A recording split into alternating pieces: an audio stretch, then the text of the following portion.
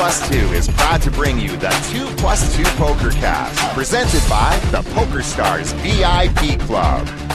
This week on the Pokercast, Aaron Jones, PokerStars Brian, news and voicemails. Now here they are, on the lookout for anyone that's being paid a large amount of money to give them a swift kick in the nuts. Adam and Terrence.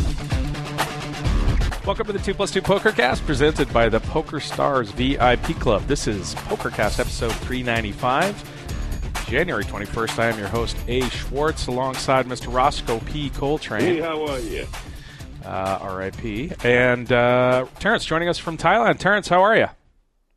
I'm good, and I'm going to insist that it's January 22nd because that's what I've heard of. Easy date. But no, we won't get into that again this week. Everything's great. I still loving Thailand. I'm staying until they kick me out of the country, which is I think in about math 20 days. I'm no longer allowed to be here, so that's the max. But yeah, still living life. Although last night, slightly on tilt. Didn't get a great night's sleep. I hope I don't say anything too stupid or be too much of a jerk. But I know that Adam, you would be on tilt too. It's Thailand. It's tropical. It's like 26 degrees at night and super humid, 80% humidity. My air conditioning broke last night. Oh. And, so I slept, and I know what you sleep in. Yeah. You sleep in like 16 degrees or something like that, which is good for you. I actually approve. All the research says that sleeping in cold rooms is good for you. But yeah, like I slept in like 27 degrees and 80% humidity last night. So I did not get a great night of sleep. So hopefully I'll make it through the next 3 hours without either biting your head off, our guest, or just saying something idiotic, which is the far more likely outcome. There's no chance of sleeping in that kind of temperature. Yeah, no, I like the meat locker. Whenever I go into a hotel room, it's auto as cold as it can right away. Drives my wife nuts. I have the window open stuff, but no, I don't know how you sleep. There's a big difference between men and women, right? It seems like out of every couple that I know, like the guy always wants it colder. Like even when like you're an extreme, but I think the guy always wants it colder. Like women are just like heaters or whatever. Like they just seem to hate the heat, and they hate the cold, and men generally hate the hot more. And so like it seems like this really weird fatal flaw in the design that so there's no evolutionary design of men and women are sleeping together, 90% of the time, heterosexual relationships, and yet they can't agree on what temperature. This seems like an argument against intelligent design or something. Definitive proof of no God. He would have made it sleep. But even evolution, like why that doesn't even make sense from an evolutionary standpoint. Like it doesn't matter whether you believe in God or not. It's just dumb either way, whether you're a science guy or a God guy. I crank the heat up pretty high. Oh, I can't do it. I don't know how you sleep like that. I like being freezing cold. You guys have to shared hotel rooms before. Yeah, and I crank it. And then old guy, the oldest guy always has precedence, right? So yeah, I don't. I got the meat locker, and then I pull the covers over and I get bundled. Yeah, no, it's as long as there's. As long as I can wrap up, it's fine. See that's interesting to me. So you keep it super cold, but then you bury yourself in blankets, so you make yourself like 8 degrees warmer than it would be. Yeah, I don't know what it is. Kept it at a normal temperature and didn't bury yourself in the covers, you would be like equally temperate, right? I'm like a bear. I just like to hibernate. An Alaskan bear. Yeah. You want the cold cave, but you want like nice shelter. Indeed. You mentioned you're going to bite the head off our guest. That guest tonight is none other than aejones, Aaron Jones. Oh, well, he's got too much money for me to anger. You can't piss him off. No, he just won $5 million on DraftKings. I know people get their panties in a bunch when we start talking about daily fantasy sports, but this is a poker player from our community who banked $5 million. It's like winning the main event of the World Series. This is a pretty huge story. And we know that he's entertaining. And he's very, very entertaining. He's been a guest. I mean, I can't even count. He's probably after the PokerStars people, maybe Sean Deeb. I think Aaron has been on a ton of times back in the day. If you used to listen to the show old school style with Lego Poker and such, he was often on the show. So we haven't had him on for a few years, so it'll be nice to have him back on. Talk quickly about his big bank this weekend in the DK Championships. So that's going to happen. We've got a bunch of stuff to get to. Let's get to some of the stuff we wanted to talk to before we get to, in case you missed it, T. I understand you're having some issues with the Googles. Yeah, I was. And luckily, it's been resolved now. So what I did was, have you ever cleared your cookies? Yeah, sure. You're being interrupted by pop-up spam or this or that. You just decide, like, you know what, like, or you just, there's too much privacy out there. Just going to clear my cookies. I cleared my cookies and I got like locked out of everything. Because you don't remember your passwords?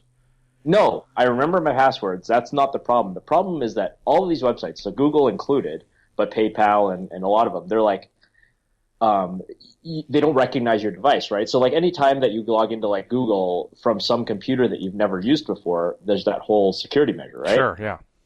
And it's designed to help you be like, oh, maybe somebody hacked into your account. Like, we don't know what this computer. So now they don't know so my computer that I've had for 5 years, like they don't know that it's me. So what they do is two-factor authentication, right? Like they know your cell phone number, so they send you a text message to my cell phone.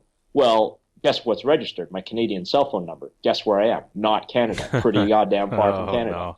And so I couldn't get access to my Google account, which is like, oh, well, you can't get email. No, it's like you can't get email and you can't get in touch with anybody you know, and you can't use Google Docs and you can't use Google Calendar, and you can't use, like, basically you realize very quickly how much of your life is owned by Google, which I think we all knew, but until you actually experience this, it's so bad. PayPal did the same thing to me, like wanted to send like $200 to like a friend or something like that. Couldn't do that. You have to go through their awful, atrociously bad customer support. So yeah, like now it made me realize like we live in this world where we have this tremendous trade-off between convenience and security, and like the convenience side is winning so hard because who wants to do this? Like, because this is just like a disaster. I was locked out of my primary email for like 5 days. And I was just like, I don't know who's trying to get a hold of me. Like, I have to email people from, like, the people that I, like, talk business with and work with. I have to, like, send them all emails saying, like, you have to email me at this address now because it's just, You must have been walking around on super tilt for, like, 5 days. Yeah. I mean, yeah, it's just, like, inconvenient. You just feel helpless. It's not even tilty. It's just, like, I feel like I'm not a part of society anymore. Like, at least internet society, Check it out. But I mean, I do understand that people like go camping and then they turn their phone off, and like I totally approve of that. If you want to go to like a Buddhist monastery on top of a mountain and be like, I'm not bringing my cell phone. I'm just gonna be in nature and stuff like that. You're fine with that, but I'm totally fine with that. But when it's forced upon you like just in the middle of nowhere, yeah. It's a little trying. So a lot of people love your normal distribution tattoo you've got on your chest. Are you serious? I saw your tweet. Are you seriously thinking of doing a spatter tattoo, or was that a joke? It's like quasi. So what happens is that, as I just mentioned, Thailand is a hot place. I'm often walking around without a shirt on. And so I've been getting a lot of comments, and there's a lot of travelers where I am. Right? Is it, okay, so the comments, and I'm curious about this, are the comments, what is that? Or, hey, nice distribution tattoo? So it's probably 70-30 in that order. What is that versus, hey, that's really cool. Yeah. You spend time in a fight gym. It's usually like, what's that? Or what does it mean? Or whatever. Are we categorizing fighters? Yeah, but sometimes I'll just be sitting in a restaurant, right? Like, or, like an outdoor barbecue restaurant or something like that. And then, I'll have somebody who's like a stats major or like a business admin major or something like that. And they'll just go like, oh my God, there was this one girl who just was like, that's the coolest thing ever. I thought about getting that exact tattoo, but I whipped out and my job wouldn't let, I was worried about my job, but I wanted exactly a normal distribution tattoo. And I was like, wow, that's rare. Like, I know I've gotten compliments about it before, but that one was a new. Like, somebody actually said that she wanted that one. How many people on the earth do you think have that tattoo? Like, if you had to set a line, this Laden thinks, I guess, how many people have that exact tattoo? It's got to be under 10. Oh, there's no way it's 10. Yeah. Because like one of the things that I got this tattoo like in 2000. For those that don't know, it's a graph normal distribution tattoo, right? It's a normal distribution cut, otherwise known as a bell curve. Everybody's familiar with a bell curve. I got it like 2008, and I Googled it at the time to see if anybody else had it, because I decided I didn't want it if anybody else had it. Now, if somebody wants to copy me now, that's whatever. That's no big deal. But yeah, it's not a lot. I like the under on 10. Okay, so now you're thinking about another one. I'm thinking about a scatter plot because with Neo on the far right. Oh, that would be interesting. That would be amazing. Right? So like an outlier. That I never even thought about that, right? Because what I was thinking about scatter plots is scatter plots are cool because it's sort of it's not the opposite of a normal distribution, but it's like it kind of shows like when things are uncorrelated, right? When one thing has nothing to do with the other, and it's useful in in the sciences and stuff like that. And like in investing, you want uncorrelated risk and all that kind of stuff. But the neo thing, like just a serious outlier, just a whole bunch of dots everywhere, and then just one that's like way top into the right. That's interesting. That would be good. Good. My worry is, so like the normal distribution curve is just like it took me like an hour. It's just like one vertical line, one horizontal line, one curve, right? It's pretty quick. But a scatter plot, I wonder, like I don't know anything about tattoos really, despite having one. Like, do they just have to stab me like over and over and over again? Like they do, yeah. Especially because it's it's like it'll be depending how big you're doing it, but let's say it's baseball sized. No, less than, probably between a tennis ball and a baseball. I would think of black ink. Yeah, like clusters, right? Yeah. So like, and how much is each individual like prick just 1 point in the graph, or do they need to do like 10 pricks to make like a dot that you would actually be able to see? So I have 2 tattoos. I have a Canada flag, and it's colored red inside the flag, and it's all colored in. And that one was colored in gold, if I recall correctly. Colored in red.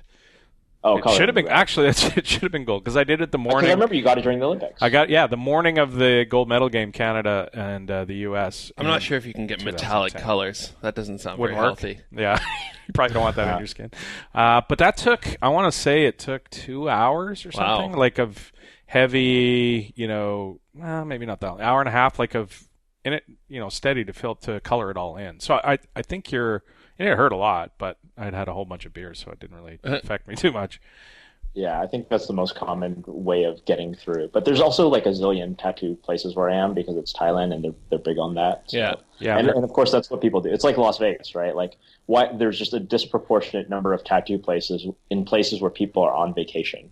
Yeah, for sure. Right? I'm sure there's probably not nearly as many like tattoo places in like Saskatoon, per capita, right? I feel like there's a lot in Saskatoon, but I don't know. Is the most popular tattoo? The most popular tattoo? I have a theory. Probably what'd you say, Tart? I would guess like the tribal thing that dudes get on their arm. But I'm thinking like the exact same thing, like not something, because like tribal ones can be different. Like maybe like mom. Yeah, it could be a mom, maybe a heart. My theory is that it's the Serenity Prayer by the Alcoholics Serenity Prayer. Alcoholics Anonymous. That makes a lot of sense. I know at least 5 people that have that because everybody gets sober and righteous, and then they want to get the prayer tattoo. So you've been in what do you AA think for the most commonly removed tattoo? Oh, girlfriend names or something? Yeah. You've something on your. Sorry, I just want to get back. So Ross, you've been in AA you've been clean for how, 5 years? Over 4 now. 4.5? Yeah. 4 and a bit. Oh, nice. Yeah. And you were telling me a story about accidentally drinking some. Oh, yeah, like a couple weeks ago. No, it was like 2 months ago or something, but I accidentally took my first sip of alcohol in like 4 years. What happened? I was a little scared. Nothing happened, really. I just, like, You thought it was like I was water? at like a club. Somebody thought it was, it was like a gin and tonic or something, so it was clear. Yeah. And somebody handed it to me, and I took a sip. And the last time I got really shit-faced was off gin, actually. Oh, wow. So that's kind of flashback. A weird coincidence. Yeah, I wonder how many people fall off gin the was wagon my thing. by doing just that. Yeah, I think it's possible. But also, I mean, like, there's still like an element of self-control in there. Like, once you have like a couple sips, your life's not over. You're not. Go, yeah. So when you go out, like, and you're in a social context with like people who don't know you that well, and somebody hands you a drink, do you just say like, no thanks, I don't want one? Or does it go like, no thanks, I don't drink? Or does it like, no, I'm actually recovering? Like what is if you just met me and I just offered you a drink, like what would you say? Probably just say that I'd probably just say no thanks if I was like holding something else, and then if somebody asked why, I'd probably just tell them. It's not like a secret. It depends how comfortable I feel. Like if it's in like a business setting, I might not go right into like, hey, I used to be out of control, fucked up. But like, it just depends. I just play it by ear. Because people can be pretty insistent. I've noticed, like especially like your age group, right? Sort of like early 20s. People are like often very insistent about like you should drink. MJ was pretty confused by it. He's the only person. He enjoys his alcohol. He does like to partake. So I was playing poker this week, guys. I'm back to grinding away on stars. Oh. And I'm playing some PLO Zoom, and a guy says, "Hey, Adam, I guess..." under the gun, you don't raise. You weren't in there. My screen name's Naslin on Stars, so some people recognize me or whatever. I saw you. I was creeping the lobby. Oh, yeah? And then he goes, "Hey, Adam," and, because you're playing Zoom, and it's a decision on him, and he types it in. I'm like, "Hey, how are you?" And then I'm playing again, like, the next night, and I'm stuck. Like, I'm just buried, like 10 buy-ins or something ridiculous, just getting buried. And I play a hand against him, and I win, like, a big 3 or 4 big blind pot from the guy. And it's the same guy that said hi. And he goes, "You're a luck sack." I'm like, what? I won 4 big blind. I made a flush, won a 4 big blind pot off the guy. He folded, and they called me luck sack. I was like, he's just a fan. He wanted something to he just say wanted to to say you. something. Oh, I know. It was just funny at the moment. Speaking of poker, so a few weeks ago, we teased a story that we really wanted to tell. And is this it? Is this the week? I think this might be the week. Oh, wow. The story was beyond comprehension. You can believe it. And I know I'm sort of afraid it's not going to live up to all this hype now. But a bunch of weeks back, I'm at a buddy's place. It's a Sunday, and I get a text from Bunner. Our old friend James Bunner used to be the producer of this fine podcast, and for several years. And Bunner liked to play a little poker here and there. Didn't play a ton. Didn't have a ton of success or anything. Like it's not like he sustained He's himself. had a lot more tournament success than I have. He seemed to get some binks. Yeah. So I mean, didn't he make it to like day 4 or 5 in the main too? Bunner? No. Oh. No, he went deep in Macau. When he got knocked out he knocked out Crazy Mike, which was the funniest knockout ever. I believe you free rolled him in that tournament, didn't you? I think or so. Idema yeah, did? Like I think we all did. We free rolled him or something. Okay. I probably been out of piece. Yeah, I haven't told this story in a long time. I don't think anybody will remember. But so Bunner is playing in the Macau tournament, and he's a giant nit. And he and I are in the same table. This is the main event of this tournament. Maybe the first or second year it ran. It was a long time ago.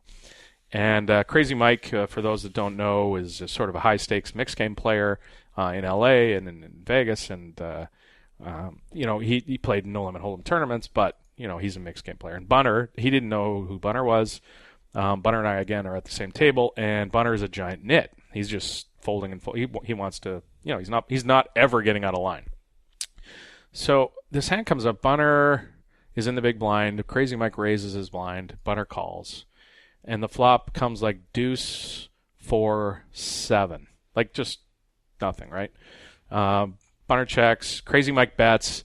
Bunner check raises him. Crazy Mike 3 bets. And Bunner shoves. Giant shove. Like it's a ton of chips he shoves. And Crazy Mike snap calls and rolls over 2 kings. Just like puts them right. He stands up and puts them right in the middle of the table like this, like he has the absolute nuts. And I just start laughing. I go, "You need a king, buddy. That is no good right now." Yeah, you're drawn to 2 outs, pal. So of course Bunner rolls over the set and knocks him out. But it was just hilarious how it happened. Mike just stood up like he had the stone nuts and rolled it over, and I just laughing at him like that is no good. But anyway, so Mike is also, if I'm going to tell I believe it's the same trip. Crazy Mike also wanted to challenge me to like heads up limit hold'em at 300, 600 or something like that on the same trip, because I remember that you were at a tournament. He would at the never time. play me online, but he decided that he wanted to play me live for high stakes with a bunch of rake in Macau for no goddamn good reason. But so. I assure you, it did not go well for. It went about as well for him as that. Did. Yeah. So Bunner's had some, some success. Anyway, he's playing in this tournament. I get a text. It turns out he's got himself into the Sunday Million, and it's 8 or 9 at night or whatever. I'm at my buddy's having a drink or two, and he's like, "I'm kind of deep in this event. Come and sweat me." And I'm like, "Sunday Million?" He goes, "Yeah." And I'm like, "Oh, okay, whatever." There's like 400, 500 people left, whatever. He's like, "I'm third in chips with 500 left." And I'm like, "Wow, okay, cool." So I'm no rush to get home because there's still 500 people. Yeah. But eventually I get home and I start sweating. I mean, there's like 80 people. He's maybe like 11th in chips. And Sunday Million, of course. So that's really deep. He's deep, and I'm watching. And he's playing, pretty good. He sucks out one hand. And anyway, he goes on this run, and this is, so later I hear the story is he woke up in the morning with $100 in his PokerStars account, and he wanted to play the Sunday Million. And of course, it's $215 to play, so he blasts through the 100, trying to play satellites to get in. He's now James has had some health issues. He's living at home with his parents at the moment, trying to get back on his feet. Doesn't have a ton of money or anything to be spreading around playing poker or whatever. So he's just trying to get himself in this to have a shot. Blasts through the 100. His account is nothing. The tournament starts. It's like an hour and a half into late reg or something, and he texts a buddy of ours to send him the $215 to get into the tournament. Guy sends him the money. He late regs and goes on the run. So now he's down, and he, like I said, he sucks out in a big pot and gets to the final table of the Sunday Million, and we're watching him. And he ends up banking for, he doesn't want to out, his screen name, etc. So I'm not going to say how much or what his screen name was, but he ends up winning a lot of money. Definitely life-changing. Yeah, life-changing at that point money, in time. which is hilarious. So I mean, if you've been listening to the show for a long time, you know that he was a big part of it, and it was great to see him go on that run and bank the money. So hope it turns around for him, and everything goes well from here on in. But that is the gist of the great story that I did tease I have a lot of money now. Indeed, it does. T, what did you make of the whole story? I was mesmerized. I was. It was in the middle of the afternoon, I think, for me, and so I got the message too. I think on Facebook.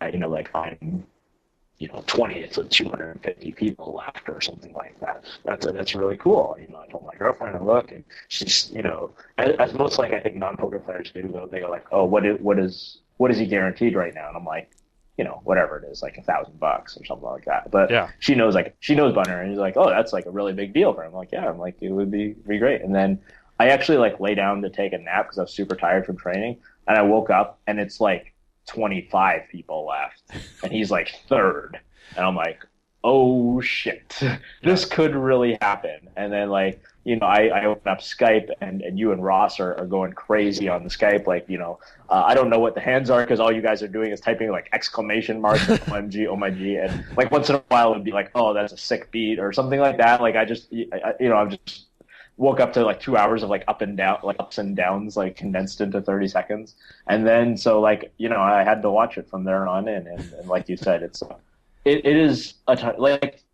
I feel like the people who I don't know that I've ever met anybody who needed the score and binked it, which is crazy to me, because I know I've been around poker for a really long time, and I've known a lot of people who binked big scores. But generally speaking, most of the people who had big scores already were doing well. They were good. Yeah. It's so rare to see somebody just not just 100x, 1000x their life roll. That's just so rare. Yeah. That, like you said, you hope it turns around. You hope he hangs on to it, because it's just like the guys, and we've talked about this on the show, and to the extent that who's winning all these big tournaments? It's mostly just the rich getting richer, right? And it's oh, Steve O'Dwyer won a super high roller. Yeah, I wonder what he's going to do with the money. Right. Fedor Holz, gee, well, that's great. Dan Coleman, oh look, he just won $1 million. Throw it on the pile for the fourth time in a month. It doesn't matter. These people don't need the money, but with Bunner, it's just so different. Yeah. And like you said, it's life changing, and hopefully he's smart. He's generally speaking, we love him and all, but not the kind that takes advice from his friends all that much. And that includes you and me, and the three of us, and a bunch of other people that so we're obviously all telling him, hey, let's be smart, let's put some of this away, let's do this, let's do that, and let's hope he listens. I don't know, but we can hope for the best, I guess. Indeed. Quick sports update. Our two soccer, I shouldn't call it soccer because our English people, our English fans will get upset. Our two football teams are doing quite well this week. Wednesday beat Leeds. Bournemouth thumped Norwich, which was nice. Norwich, of course, the home of Alan Partridge, right? Are you guys Alan Partridge fans? I have no idea. Wow. That should be my favorite thing, Alan Partridge. Okay. Anyway, we'll move on. Internet Poker's Wall of Fame. Do we want to do that now? Why don't we do that now? This week we're going to throw up a man. He drove the poker economy, online poker economy, for years. Tons of accounts. He had lost, I think, over 10, 12 million. Much of it to Tom Dwan. If you listen to the current high stakes regs who talk about the days back when Guy Laliberté was playing online at Full Tilt Poker. No, can't remember some of the screen names, but he was single-handedly driving the online poker economy and losing tons and tons of money. Didn't care, obviously. He's the owner of Cirque du Soleil, was the owner of Cirque du Soleil, worth over $1 billion. He did have his sort of poker portion of his life that he got caught up and started playing and loved it. And, when you're a billionaire, it's pretty hard to play 1-2 no-limit hold'em. You want to play against the best, and he was friends with a lot of the best poker players in the world at the time. The whole Full Tilt thing was going on. High stakes games there, so he jumped into those and started getting murdered pretty badly in the games. But the money that he did lose circled around the economy for a long time, kept a lot of the high stakes games going that some of the big poker superstars were born in. So Guy Laliberté, welcome to the Internet Poker's Wall of Fame. CT, you don't have to be a winning player to get up on the wall. You just got to have an impact on the game. Yeah, and it's interesting because Guy is, I think, quite unique within this for one specific reason, is because mostly the whales, huge whales like this, haven't gravitated towards online, and if they have, they haven't had a lot of staying power the way that Guy was just willing to fire barrels and barrels and barrels in. Now, you talk about whales, they're very, very commonplace in live poker. I mean, not as commonplace as pros would like, but you talk about the games at the Aria, the Jean-Robert Boulogne game. You talk about these Hollywood games. You talk about all of these, the Macau games, obviously, the businessman. Like, whales is nothing new to casinos or to gambling, but it was very rare. In fact, it's hard to think of even like 5 people who were just consistently gigantic losers. Now, we've talked about, Gus Hansen, he's been losing money, but do we consider him a whale? I mean, this was a guy who is still, his vocation, he's a professional gambler, at least sort of in theory, right? Guy is just the classic example of like a whale who just did not care. He's losing 0.0 whatever percent of his life worth, but just having fun playing the game, enjoying playing the game on the internet, which is great. So great addition. I enjoyed this pick. I like you going a little bit off of the like you say, like off the superstars and the best, greatest of all time list, and somebody like you said who just fed the economy and made it possible for guys like Tom Dwan and others to be superstars. Yeah, I think that with Guy, he did lose all the money. He changed his name. He didn't want to be Guy Laliberté on Full Tilt Poker, right? He didn't have his own name. Sounds like he wanted to be anonymous, but he really wasn't. But I feel like that might have been the biggest edge some of those Full Tilt guys had back in the day. Like, you think back there, it's almost for sure that they were telling each other who Guy was. He was playing on this account. Right, that in the credit, right? And the credit, So there's that combined with the sort of quasi-infinite bankroll that they just sort of had because they had just the giant line of credit. So they weren't afraid to play the guy they knew was the big fish at super high stakes. Right. And that's just going, like, that's basically just a leverage advantage and an information advantage. So yeah, like you said, just a really big edge, and it's not really kind of fair, but I mean, poker history is replete with things that aren't really fair or ethical, I guess. Indeed. I guess, some would argue that him changing his name all the time is unethical too, but the only it wasn't really, like, like I feel like it was just accepted on Full Tilt around in the era that he played. I think the only sort of real world example, you mentioned there might be 5 players like that. The real world example I think of is Andy Beal. That's the only one I can think of that wanted to play against the best in the world, and he wanted to make them sweat. Well, Guy, I guess, thought he was making these guys sweat, but as you said, these guys had infinite credit, so and they get $1 million a month in salary or whatever. If they lose 2 months' salary, it's I go sit inside for 2 months or whatever, watch football or whatever. So not the end of the world, but I think Andy Beal made a point to try and put the corporation or the players he was playing against in a uncomfortable situation stakes wise. Like let's raise it, until it gets high enough where. And it's smart by him. I mean, he's got to try and find an advantage. He wouldn't be willing to play those guys at the same game at, say, 3,000, 6,000 or something that they're totally comfortable with. Right. Yeah. It had to be 30,000, 60,000, 500, 50,000, 100,000, 100,000, 200,000 to make them sweat, like you say.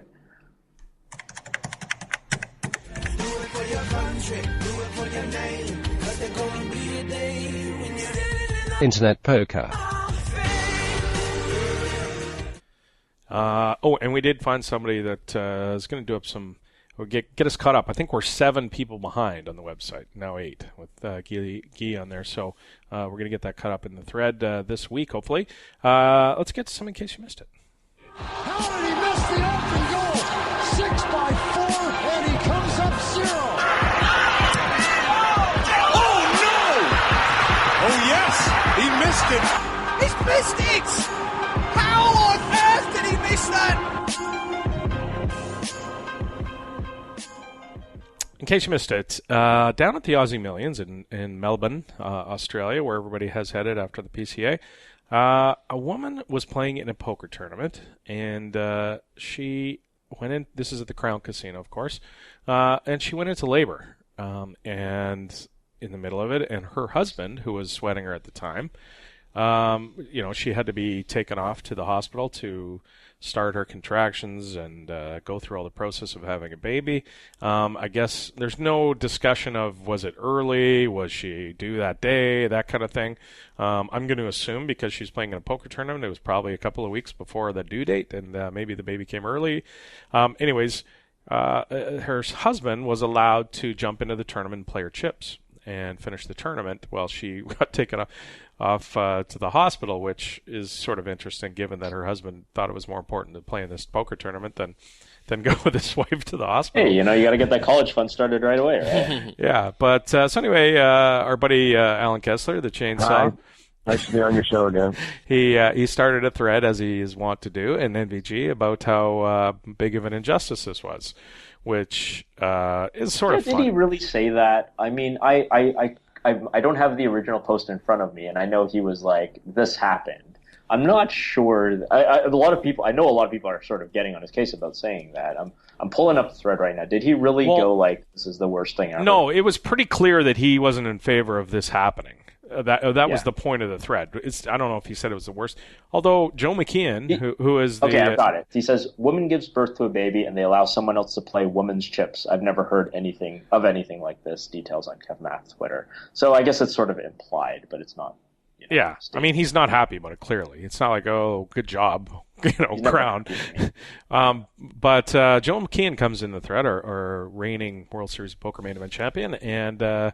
he says something along, I'm paraphrasing, he says, I'm glad I never went to Australia for the Aussie Millions now that I read this, and that's going to make me not go back in the future. And I'm thinking, really? Like, you're going to miss a great experience like the Aussie Millions, the country, the people, the food, the tournaments, because in some dinky little tournament, a husband was allowed to take over a woman's... Like, it wasn't... They're not colluding. They didn't start 9 months ago with this grand plan to rip off the Aussie Millions for this tournament.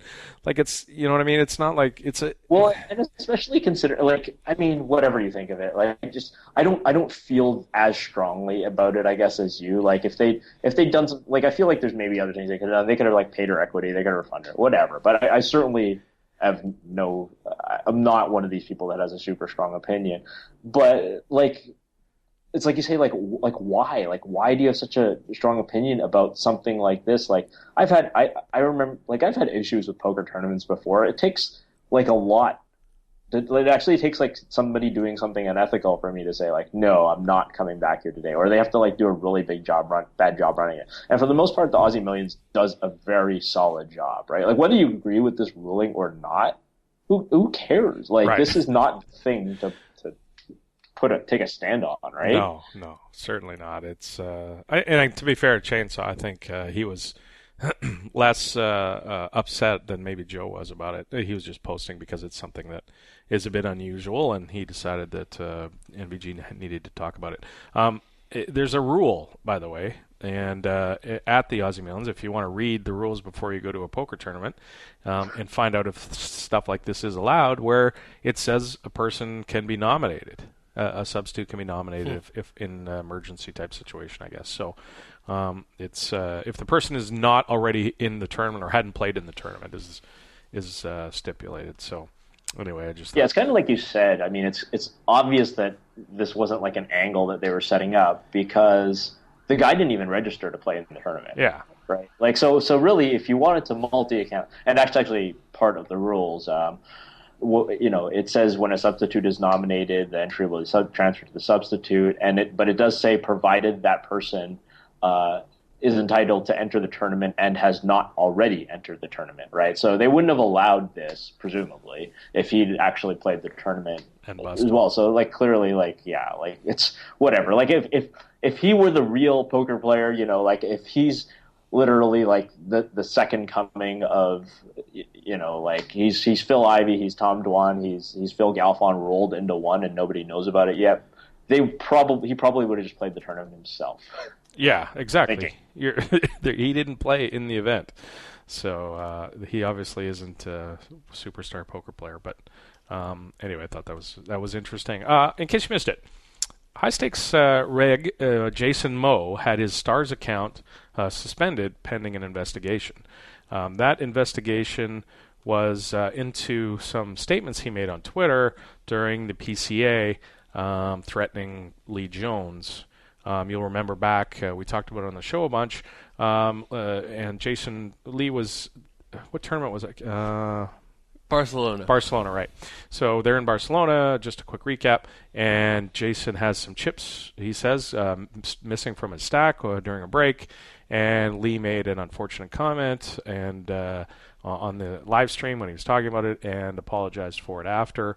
Let's be fair. We should say what he said. He said that he sort of implied that Jason wasn't telling the truth about it. I mean, yeah. I think it's fair because we're about to rip into Jason, and justifiably so. So I think it's fair to say that, even though Lee's our friend, I think it's fair to say that he was way out of line too. Oh, and we said that several times in the show. I'm not saying just that to reiterate it now. Yeah. No, Lee was definitely out of line what he said. He shouldn't have done that.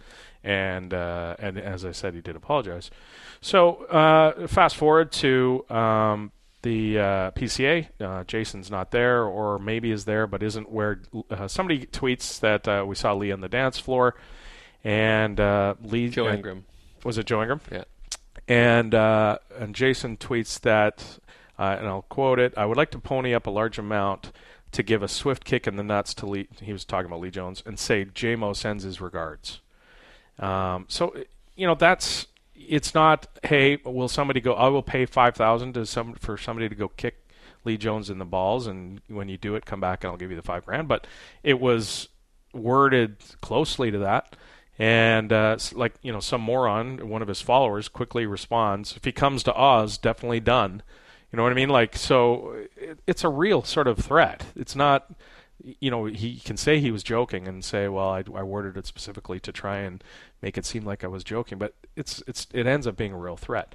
So Stars shuts his account after they see this, and pending investigation, and tell him that they're not happy about the fact that he's threatening violence on their employees. Jason is not happy about that, clearly, and he has a lot of money on PokerStars, high six figures, I think he said, that's tied up. Now, I think it's sort of disingenuous for him to say, oh, maybe they're going to steal all my money or something, because what's going to happen is if they're going to bar him for good for the threat, they're going to give him his money back. He's going to get a check for his money. They're not going to close his account and keep his money because he tweeted something. We don't want your business anymore. Here's your money. Right. So it's a bit disingenuous to say, oh, they've locked up all my money and who knows what's going to happen to it. Clearly, you're going to get the money back if your account gets shut down. But in the process, they're going to see if they decide that this is something they're going to close his account over, and they don't end up closing his account and reopening back up with the stipulation that he stopped doing this stuff like this. But what did you take of it, T? I mean, I'm not a huge fan of them, of businesses closing your account or doing things that you say on social media. Like in general, you can be as critical as you want of a company or a person on social media. And as a company, as a customer service company, you need to just kind of take it, right? Like, I certainly, if I were still running Ultimate Poker or PokerStars and somebody said like Terrence Chan is the biggest piece of shit ever, blah, blah, blah, blah, blah, I would just be like, all right, well, this guy's a jerk. Too bad. Like, I'm not going to close anybody's account over that. Now, threatening, we're starting to get into that territory. So we're getting into like a bit of an argument over whether this is constituting an actual threat against an actual employee. And clearly, like if the tweet were somebody like, I will pay $10,000 if somebody punches Lee Jones in the face, then I think that's very justifiable because now you are really seriously endorsing violence.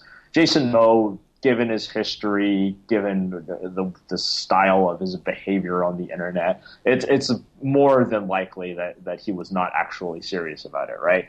That being said, like, it's hard to feel sympathy for a guy who behaves the way that Jason behaves on the internet. Like, I think Ross was the one who said, like, he's the classic internet tough guy, which I think is pretty much the perfect description of him.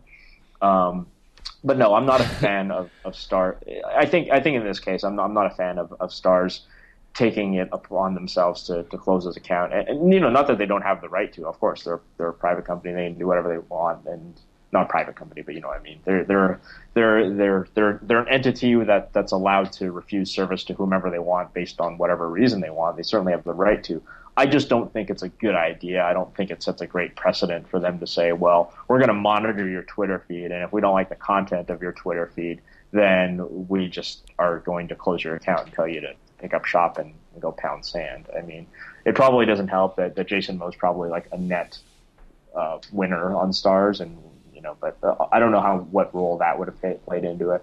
But I think this is a bit unnecessary. I mean, but. Yeah, maybe you might have convinced me. I was in the camp of they should ban him for life, give him his money back, and tell him to go pound sand. But I think maybe you convinced me. I think I'm maybe a little bit more on your side now. That's saying that, yeah. But if it's pretty close to a specific threat. So if he did say, hey, will somebody go? If somebody said, here's 5,000, I'm going to go. Here's 5,000. Go punch Lee Jones in the face, then he gets. So we're talking about a matter of degree and how close it is then. Yeah. I wonder if it definitely can be interpreted that way, but probably shouldn't be. I wonder if this would have happened if he said, I'll pay somebody to go kick David Bazoff in the nuts. I wonder if it ever would have got back to him.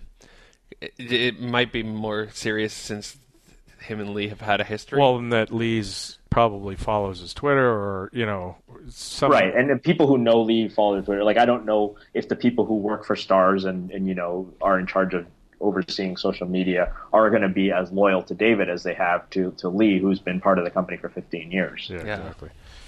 There's a total tangent here. There's a podcast out there called Reply All. At least I think this is where... I hope I'm not getting this wrong, but there was a story about Comcast allegedly closing somebody's account for talking shit about Comcast. Like, so Comcast is an internet provider in the United States, and somebody was like, "Oh, your service is terrible," blah blah blah, and he actually gets a phone call from Comcast. But the story is a twist, and I won't ruin it. But I'll see if I can, check out the Reply All podcast, and I guess it's the Comcast episode or whatever. And it's pretty funny. It's like an extreme version, a really extreme version of this, because he's just saying that like Comcast sucks, and then they called him up and said, so how's your, was your problem resolved? And he said yes, and they said, would you consider taking your tweets down?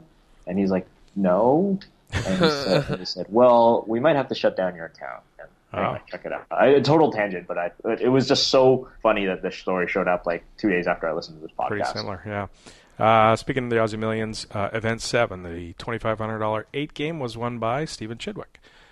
So keep your eyes on the results coming out of the Aussie Millions. They're getting deep into that tournament now. All right, let's move on. In case you missed it, this year, the 2016 version of the Turbo Championship of Online Poker kicked off today.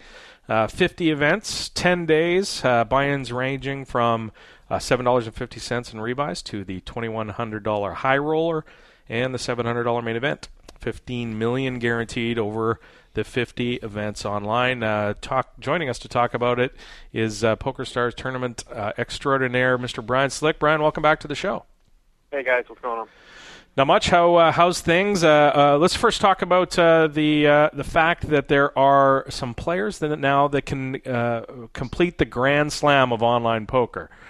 This is the Sunday Million, the Scoop, Wacoop, and the T-Coop, getting a championship in each series. 4 people: David Bach, Artem Vizenkov, I think I got that right, Paul Volpe, and Andrei Saichenko, all have 3 of the 4, and we'll be going for the first guy to get the Grand Slam. I guess you're on the lookout for that, Brian. Yeah, it'll be interesting to see if somebody can do it. The first 4 events, I don't think any of them managed to pull it off, but it's 46 more tries. Of course, the first 4 events, were big field events, so it's pretty hard to pull through in one of those. Yeah, no question. 9,241 in event 1. This was the phase 3, the phase 3 of the final phase of the phase 3 tournament. $1.5 million guaranteed for a $27 buy-in. It looked like you might not get to the guarantee, Brian. You got pretty close, though. Yeah, we got close. We didn't get there. We're actually quite surprised, really. There was 9,200 players in the Phase 3. Overall in the tournament, 54,000 players. Right. Although we're also trying to figure out in the client it says 53,300, but in our reports we can actually see there are 54,000. So we needed 61,000 to make the guarantee. We came up short on that. And, so we'll be doing a lot of studying and trying to understand exactly what happened. Do you think it was a bit confusing maybe for people, or it was just that might have been the issue? I think that the issue is multifaceted. I think from talking to players, a lot of people don't really understand the phase concept in its entirety to begin with. I spoke to some players who thought that the phase 1s, for example, were satellites. They didn't really understand that Event 1 was in progress and had been in progress since January 7th. Right. And so, like I said, I think that was an issue. And that one really caught us by surprise because, we've been running a weekly phase tournament for over a year now.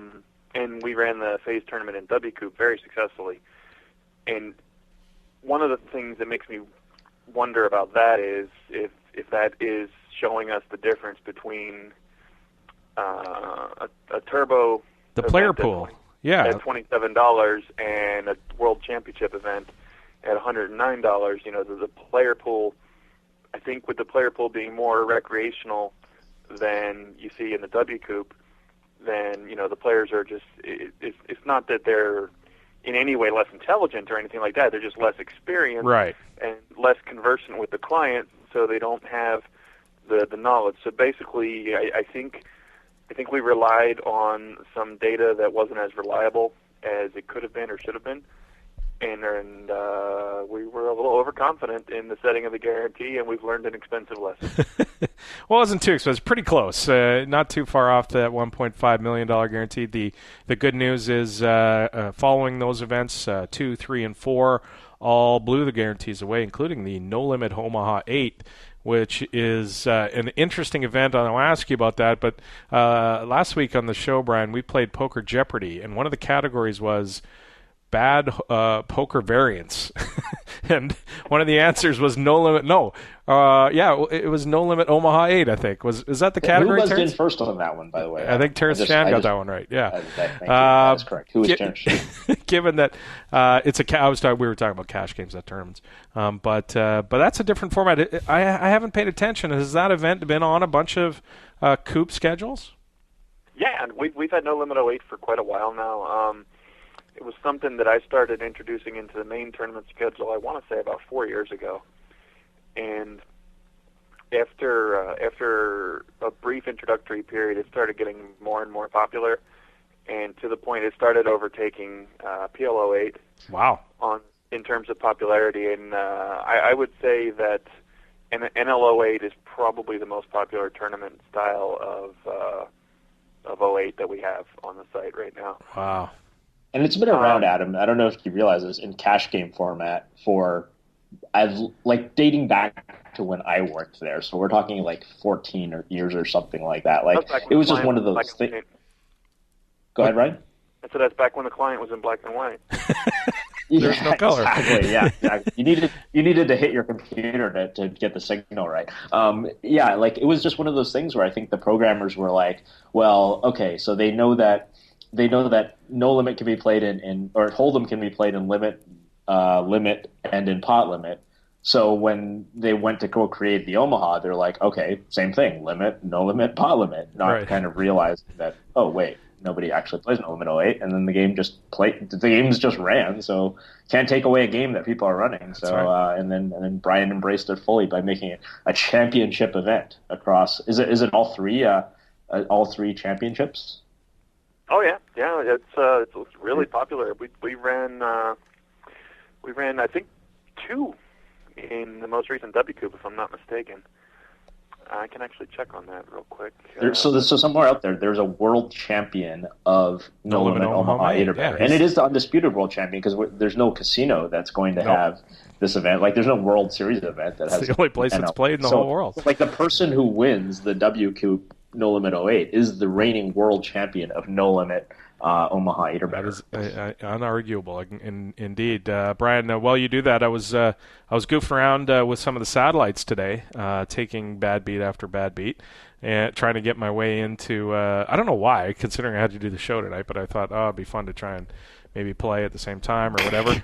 And I was trying to get into the $82 Turbo, the No Limit Hold'em, but there's all. It was really easy this time to find the satellites and to jump in them, and they were running really fast. I think the client, I don't know if it's changed or not, Brian, but the way that, you got Stars Coin on there, you've got the different levels of buy-ins, different payout formats as far as winning a seat into the events. It seemed like it was really easy and really straightforward on how to do that. Yeah, it's one of the big focuses since early last year.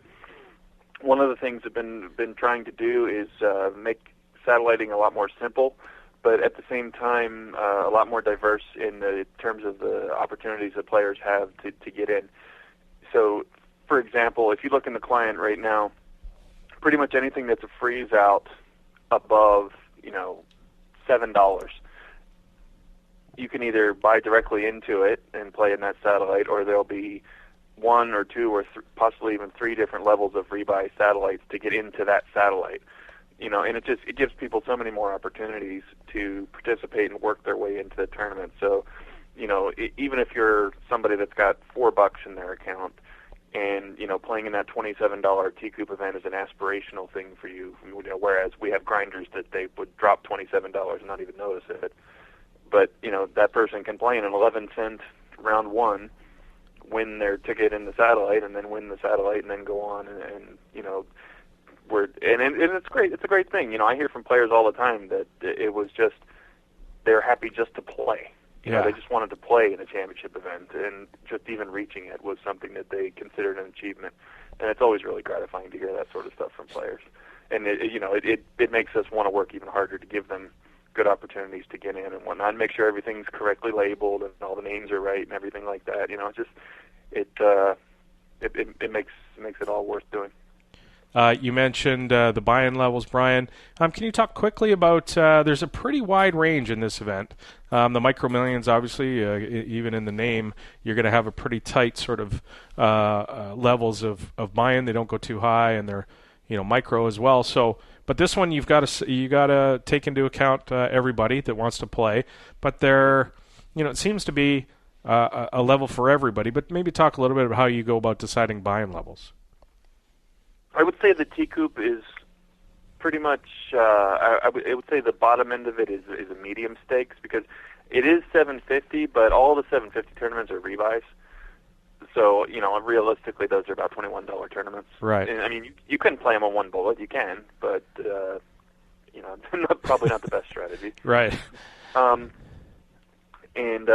one of the things that's changed from last year to this year is that quite a number of the buy-ins went up significantly. we have a lot of 55s last year that went up to 82s this year, some 82s that went up to 215s, and so on and so forth. I would say generally it's about like a low-level W Coupe for most of the tournaments, or a medium scoop for most of the tournaments, and then of course we have some at the higher stakes, like the main event, and we've got the high roller, and we've also got the 8 game at 5:30 there towards the end of the series. But like I mentioned, we do have quite a number of tournaments at 82. I want to say if I remember correctly, they're 21. I think they're 21 tournaments at 82. So that's the sweet spot. And and that's open to a wide range of steps tickets. You can get in using a step 3 ticket. You can qualify. There are tons of satellites that are available under $2 to get into the $82 tournaments. So we get. It's a really good sweet spot for participation from all levels of play, because it's just high enough for the high stakes players to maintain their interest, and it's also low enough for the recreational players to be able to qualify in droves, which sweetens the prize pool for everybody, which just makes everybody who can access the tournament that much more willing to, because the prize pool's big. So it's good for everybody. Well, Brian, I'll say that you've definitely nailed me in that part of the demographic, because I'm a fan of tournaments in the 3 and 4 buy-in range, and most people who listen to this show know that I have the attention span of like a gnat, so I love turbo tournaments, and I just like the idea. So I wish there were more. I wish I wasn't in this time zone right now. Unfortunately, most of the events start at like 2 a.m. for me, and they're over pretty fast. But I do want to ask you something that I usually ask you a lot of when these big series come around, and that's the run time. So this is of course the Turbo Championship, and I think the first few events I saw were about 4 or 5 hours, give or take. Is that consistent across most of the schedule? Obviously, like things like shootouts have to take longer, right? Or do things like rebuys or having the deep stack tournaments, or what tournaments do you expect to be longer, and what obviously the hypers would be the shortest? Give people an estimate of how long they could expect to play if they were to be fortunate enough to like final table or something. Well, the 2 ultra deep tournaments will probably take the longest of the 2. I mean, of the 50. Excuse me. I'm looking at a sheet right now of expected final table start times for all 50 events. Because we have to plot this out for our hosts so they have an idea of when they need to be available. And you're pretty much correct in that the anticipated run time for most of these tournaments is between 4 and 5 hours. There are a few, like you say, that run a bit longer than that. The longest one, as I recall, is the PL Omaha, Pot Limit Omaha Heads Up, if I'm not mistaken. And a lot of that basically has to do with heads up play takes quite a bit of time, because the players can be very patient, and also a lot of times you just have stacks just flipping back and forth, and you can get an entire round being held up by one. If you have one match where the players are just, one player can't gain a big advantage over the other, so the match just seesaws back and forth. Right. Everybody's waiting to move to the next round, so it delays the whole tournament. But there really isn't a good solution to that. A lot of people say, well, if people have qualified to round 2, let them go ahead and play round 2, as long as their opponent is known. I see the logic in that, but at the same time, if somebody is taking a long time in round 1, you can go ahead and play your matches as long as they're available, but at some point you're going to be waiting, as long as you keep surviving, because right. Somebody slow is going to be surviving. And so, if it's an 11-round tournament and you and your opponent tree move forward through the first 11 rounds, and then what? You're sitting there waiting at the final table for 2.5 hours, where you have to sit there and stare at your computer so you don't miss out on the final table. So I don't really think that's a good solution either. But anyway, that in terms of length, that one will probably take the longest. The main event from experience last year, I'm looking at this right now. The main event last year took 5 hours and 15 minutes. Like I say, the PL Omaha Heads Up last year took 7 hours and 2 minutes. So pretty good. That looks to be the longest one of the available. Right. The one I'm looking forward to, Brian, is the Event 12 on Saturday, the $82 No Limit Deuce with optional reentry. I think $25,000 guarantee, but that is going to be a fun tournament. And I love the fact that you throw something like that on there because it just makes this whole schedule a lot more fun. Pretty interesting because a lot of the years we put the schedule out there without that tournament, and emails. Then we hear outcry, and it goes back on the schedule. You're not a fan of it? And then a lot of people who said, "Where is this tournament?" don't show up to play. Is that right?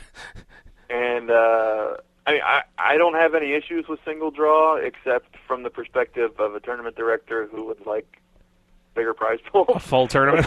Yeah. And I mean, as you can see, it's got $25,000 guarantee. On an $82 buy-in. Yeah, not a huge guarantee, but still, that doesn't make a make or break for having fun. If you enjoy the game format, which I do, and I think a lot of people do. Oh yeah, I enjoy triple draw. I mean, not triple draw, single draw. Actually, won a single draw tournament in Vegas. Oh, nice. Years ago, but at a private gathering that you couldn't find an actual single draw tournament anywhere else. Right. But I was wrong, by the way. I was just looking at the numbers here. The longest tournament will be the No Limit Hold'em Heads Up. Last year, that was 7.5 hours. Wow, okay. Gotcha. 7.5 hours, that's like a work day. Yeah, that's like 3 levels of the main event. Yeah.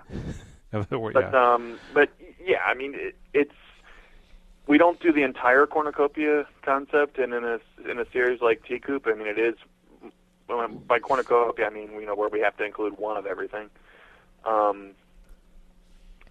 But we do it to some extent, and like I say, single draw keeps making the cut. And as long as it keeps making the guarantee, I'm fine to keep it in there. But if it ever gets to a point where we can't even set a $25,000 guarantee, then it'll probably have to come out. Maybe not. Yeah, if nobody's playing it, I guess. The two of the big guarantees are $1 million on the high roll. There's $2,100 high roller event, and of course the main event, event 49. $2 million guaranteed on January 31st. $2 million guarantee for $700 buy-in.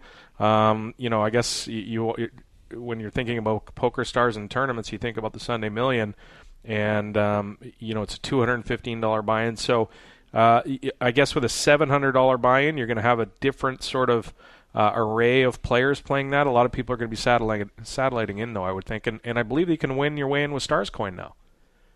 Yeah, we've had the Mega Path running for Stars Coin for quite a while now. We've got quite a number of people already making their way through on that. And you can start all the way from 1 Stars Coin on the Mega Path in terms of buy-in, and people have been doing that. We have a type of tournament called 4X Turbo, which is a turbo rebuy with a 2-hour rebuy period. And those have been enormously popular, putting a ton of people through into the Mega Path. But, I'm looking at the Mega Path right now. The final is on the 31st, right before the main event starts, and it's already guaranteeing to put, what are we looking at here? It's already guaranteeing to put 20-some people into the tournament.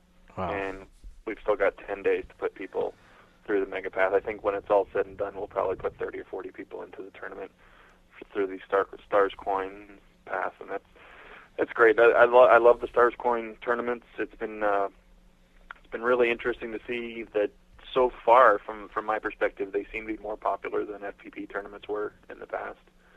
I think that probably has a lot to do with the fact that they just seem to be simpler in terms of how they translate to 100 Star Coins is $1 right in terms of buy-in, and also people get Stars Coin faster than they got FPP. In terms of getting 1 Stars Coin, you get faster than you got 1 FPP. Right. So I think it's just encouraging people to play more and get more value for their play. Indeed. But whatever the reason, I'm glad to see it because, like I said, it's giving a lot of people opportunities to play where they wouldn't have them otherwise. And there's good value, I believe. When I was looking at them earlier, It's a shade more than if you're going to transfer or if you're going to cash out Stars Coin. I think you get a couple percent more if you're using them for these buy-ins. Am I right? I'm not sure on that, honestly. I just know. Don't hold me to that, but I think that might be the case. Yeah, I do tournament stuff. I got you. I'm not even sure where the cashier is. I haven't been a player on Stars for 10 years. Speaking of tournament stuff, it's the winter, but we're not far away from spring. I'm guessing that's you've been working on the schedule for the Scoop and thought about. Can you give us a quick a tidbit of anything new coming down, or have you got that far yet? I can tell you the first version of the schedule for Scoop 2016 was actually written about 6 weeks ago. Wow. I've been kicking it back and forth with my boss a little bit here and there. To any of the 2+2ers who are going to hear this and then say, let us see it, I'm sorry, it's going to be weeks, if not months, before we publish it. We're not at a stage where we're ready to release anything. I mean, I don't know if Terrence, if you were involved in WCoop while you were with the site, but you can probably imagine that by the time we release a schedule out to the public for them to digest it and tell us what they think of it, it's not version 1. It's more like, version 9 or 10. It's already been kicked around a lot internally. It was a little easier in our day when it was like it was a little easier when it was like 10 events too.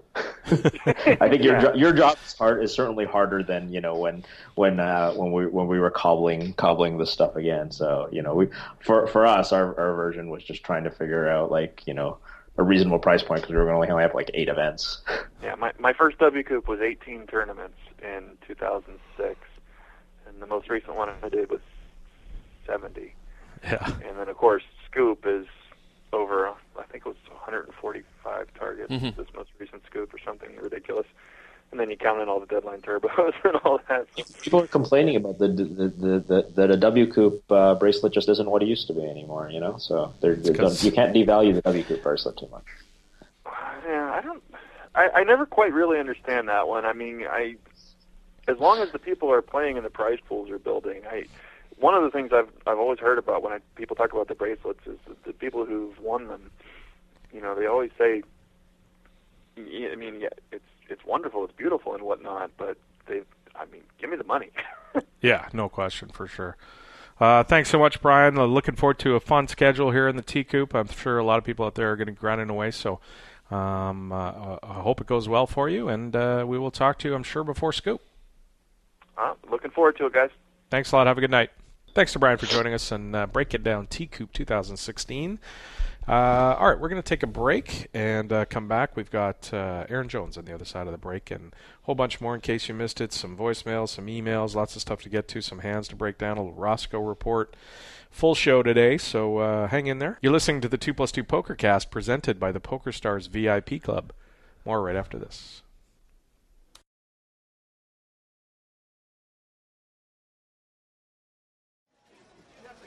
At the 800 table, UTG min raises to 8K with 32 big blind effective.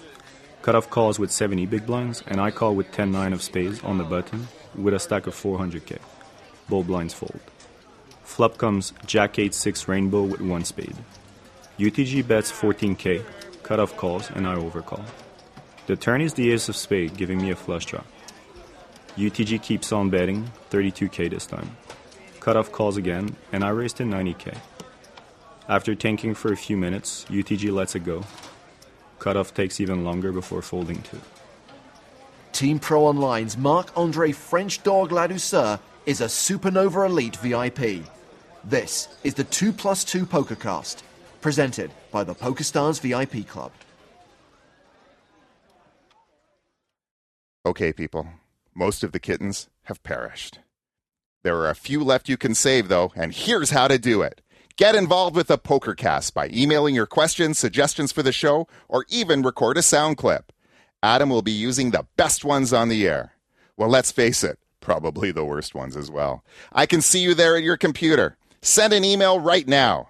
Totally disagree with one of Adam's takes last week? Send an email. Love last week's interview? Email.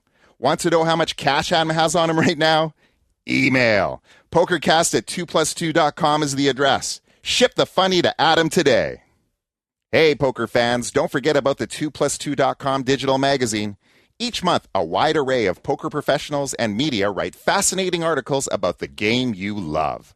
Want to learn about big blind versus small blind hand ranges? How about optimal Jeopardy daily double strategy? Topics like those and many others are covered every month. Head on over to 2plus2.com to see what the magazine has to offer this month.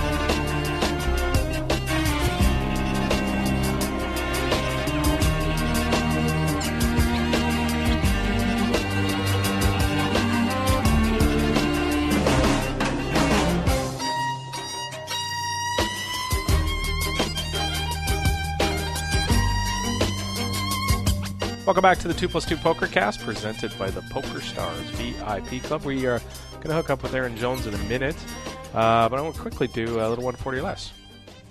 140 characters. That's it. I love hashtags. I love all of them. Terrence Chan needs more than 140 characters to express himself. 140 or less. Daniel Levine writes, he's a listener to the show, Cards with Morrissey, Nothing But Bad Beat Stories, Dry Flops of the Heart, Pokercast Haiku, number 394. I thought that was awesome. Love the Pokercast Haiku. Keep them coming. T, what? So we're waiting to hear from Aaron, but do you want to get into a little bit of mailbag before we get there?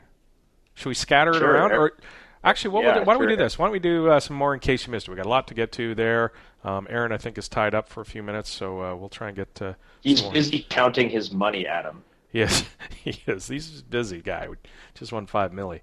All right, in case you missed it, PokerStars is now demanding some players record a video of themselves playing to confirm that they are not bots or not using, I guess, advanced sort of aids. I don't know what you'd call it, charts. That kind of thing that they're now cracking down on. A poster who's a mod, actually, 2plus2, named 2Curioso1, came in and posted an email that some of his friends, his fellow high-stakes players, had received. He hadn't got it, but some of his friends had got this email from PokerStars. And in it, there's a request for the player to record I believe it's a 70-minute video of themselves playing on their specific number. Yeah, playing on their own account. Some stipulations, and I'm reading from the email here. At the beginning of the recording, we must be able to clearly see your face in order to confirm your identity. Before starting play, you must rotate your camera 360 degrees to show us all of your surroundings. Number 3, you must start your playing session from an empty computer desktop, whereby you initiate the PokerStars client and log into your account. After logging in, you must play a regular session of yours. Number 5, your playing session at the tables must be for a minimum of 70 minutes, like I mentioned. Number 6, during your play at the tables, the recording must be of sufficient quality to see and track the activities that are taking place on your desktop. In addition, the recording must capture your surrounding environment, including your monitor, keyboard, mouse, and the movement of your hands. 7, audio must be included in the recording. Number 8, you must minimize the amount of individual video files. I guess just dealing with sending them the file. And you have 10 days to complete this. So I wanted to get your take on this, T. This is obviously, I don't think they just kind of email this out, or I hope they don't. I don't think they do. Just email this out randomly. I think this is sort of a step down the line of PokerStars trying to identify that, cracking down on people who are doing things that they shouldn't be against the terms of service. I wanted to get your take on what you thought of that. Yeah, I mean, benefit of the doubt, obviously, they have a pretty strong suspicion, I would think, that this guy is doing something wrong. Like, hopefully it's not just that he plays a lot of tables and wins a bunch of money, because people do that. I mean, it is a lot to ask. I mean, this is just a lot. I mean, and I wonder how commonplace this kind of thing will be, because it is asking a lot. And I think there's even I could be wrong about this, but they're even kind of threatening, saying like they're not going to cash him out unless he's willing to do this too. So it's not just like we talked about the Jason Moe situation earlier, where they're just telling him, we don't buy your business anymore. It seems to be maybe even more aggressive than that. Like they may be threatening his funds, which is a little bit scary. I mean, because it's basically up to them, like you're saying, like who's on this list. Like we don't know, like who else are they going to ask? Are they going to start asking more and more people? Is this going to be happening? So on the other hand, we all agree that nobody should get to unfair advantages and all this kind of stuff, and that's kind of how we want the games. But I don't know. This is pretty invasive, and I guess the other thing it makes me wonder is Stars going to go down the road of being more invasive with respect to installing software on your operating system that you have to give permission to, so that they can essentially spy on everybody, whether it's high stakes players or multi-tablers or what.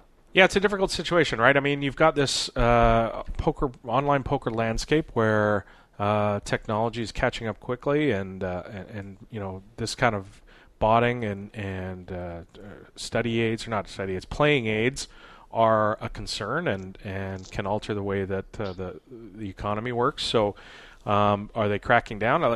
I'm happy that they're cracking down on people that they suspect to be bots. Unfortunately, they don't explain exactly how they're going about all this, so there's these questions about, like you mentioned, but if they are taking people's balances, I would imagine it's in a situation where they're 100% sure this player was using things that he wasn't supposed to be using. Well, if they're 100% sure, then they can just not cash him out, right? Like if they're that's what I'm saying. That's the situation. The question is whether right now, like as of this moment, they're like 99.9% sure, or whether they're like 60% sure, right? Like, at what threshold do you decide? Okay, it's okay. Like it's got to be some number between those two. What I would say is, I would guess, is that the recording will be overwhelmingly the most important piece of information when you're deciding if somebody is a bot or not.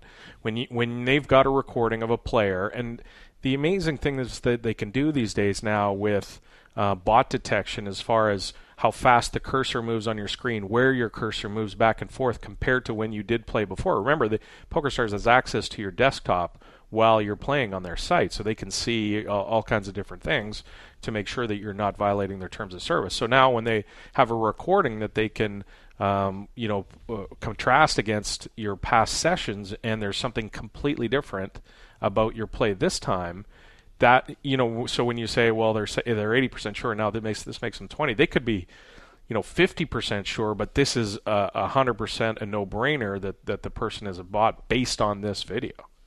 Right, but is it okay to ask when you're 50% sure? Like, is what it kind of boils down to. I don't think it is. I mean, I think that would be pretty invasive and not very customer friendly if they were to do that. But certainly, like, the number is probably lower than 99.99, and it's probably higher than 50. It's just I don't know how aggressive they're going to start being with respect to stuff like this. Well, it didn't seem like there was a lot of people. I think there was, it sounded like maybe a half a dozen people that were asked, right, of the 2+2 community. Of course, that's not the entire poker community as a whole. But if you're a high stakes player and you get a letter like this, I'm guessing that your fellow poker players in the community are going to know about it. It's a pretty tight community. So it doesn't sound like everybody in the community got a letter. It sounds like some of them did. So is Stars sending them out to everybody? It doesn't seem like it, which is the difference, right? I mean, that's if they're just blanketly sending them out to everybody, then you got a concern. Like, wait a second, that's not right. But like you said, if they have these serious concerns about it, then that's not an invasion of privacy. It's now there because if they don't do anything about bots, people complain, and then if they try and do something about it, people are also saying to be complaining. So it's sort of this rock and a hard place. But they don't disclose exactly all those percentages that we were talking about, or what their process is, for good reason. I mean, they're not going to tell you how to beat them. They're not going to tell you how to cheat them. And if they tell you exactly the steps that they take to decide if you're a bot or not, that's going to help the people who are cheating,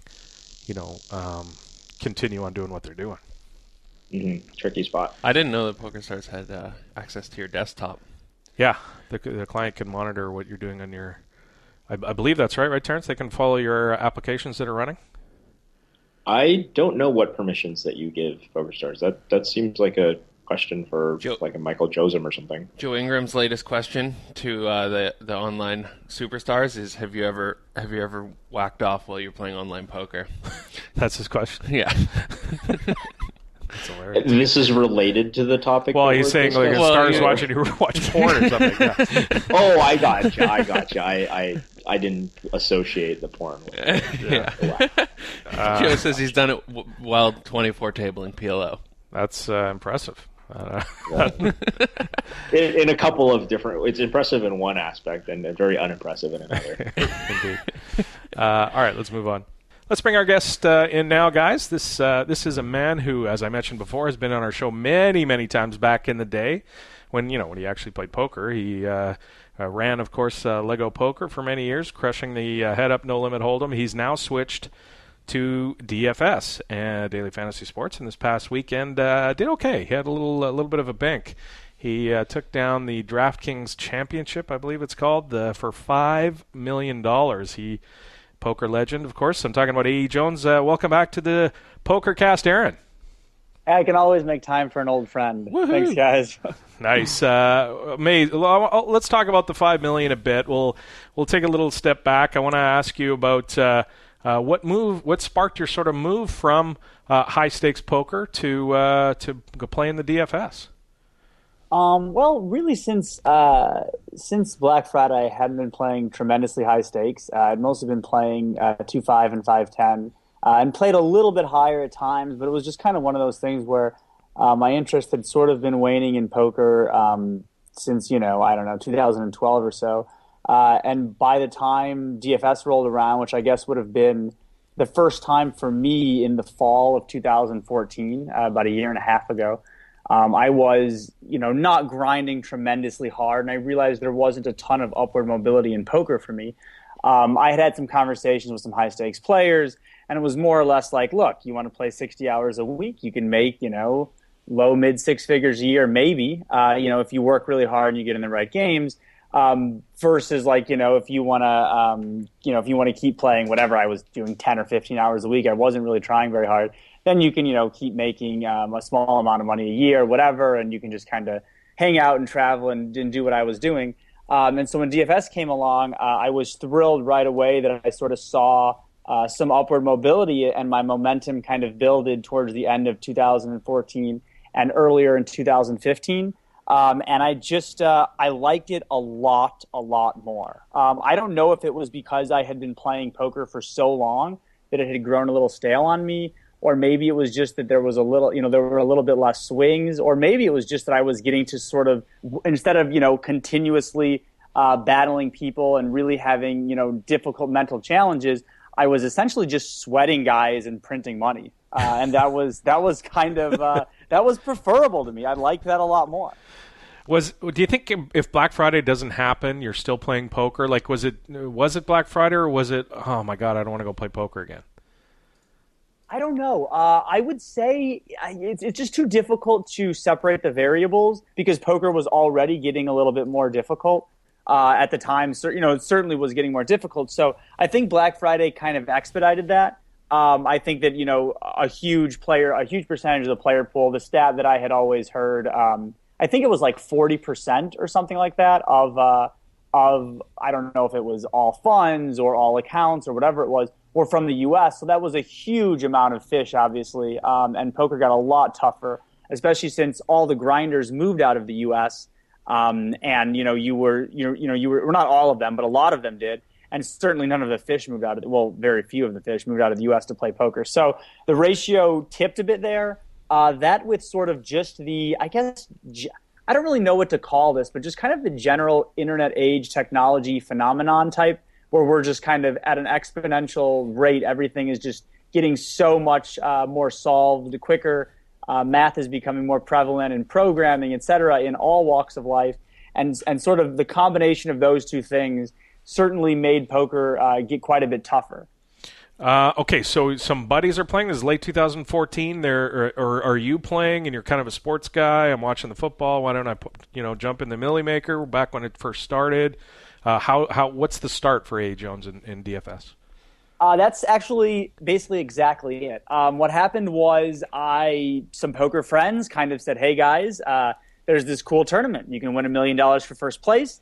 I think you can put in plus EV lineups. I don't know.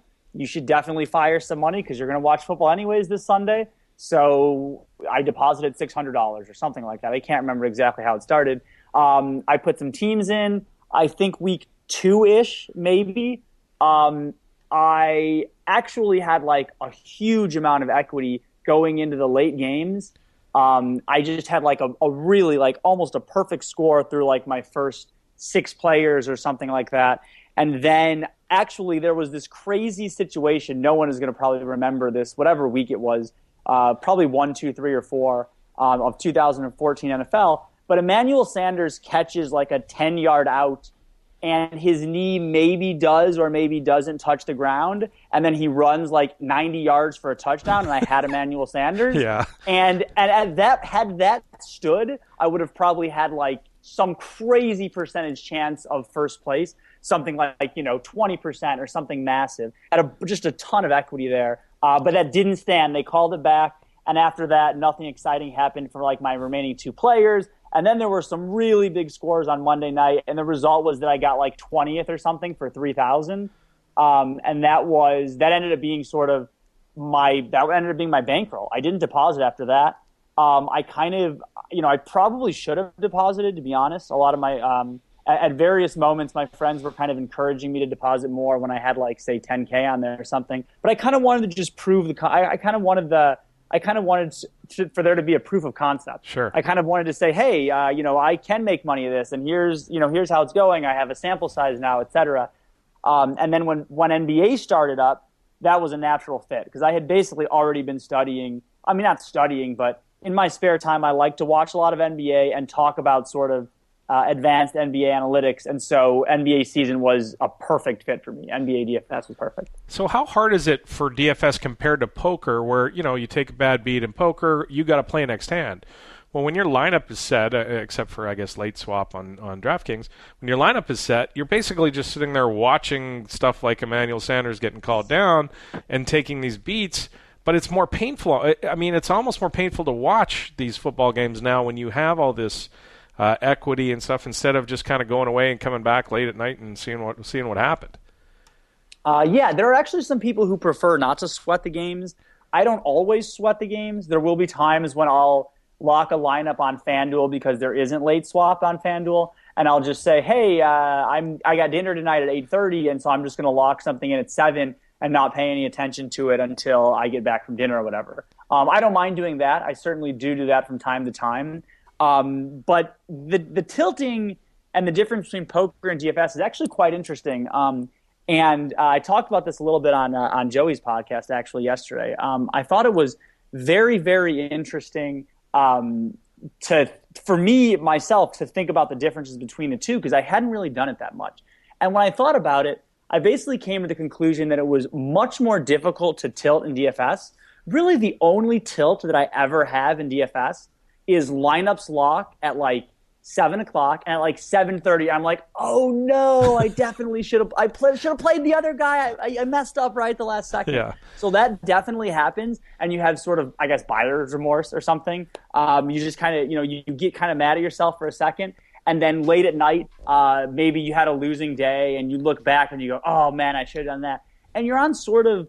I don't know. It isn't nearly the same as poker. It's just kind of it's a more subtle tilt. It's a more mellow tilt. There's no real raging.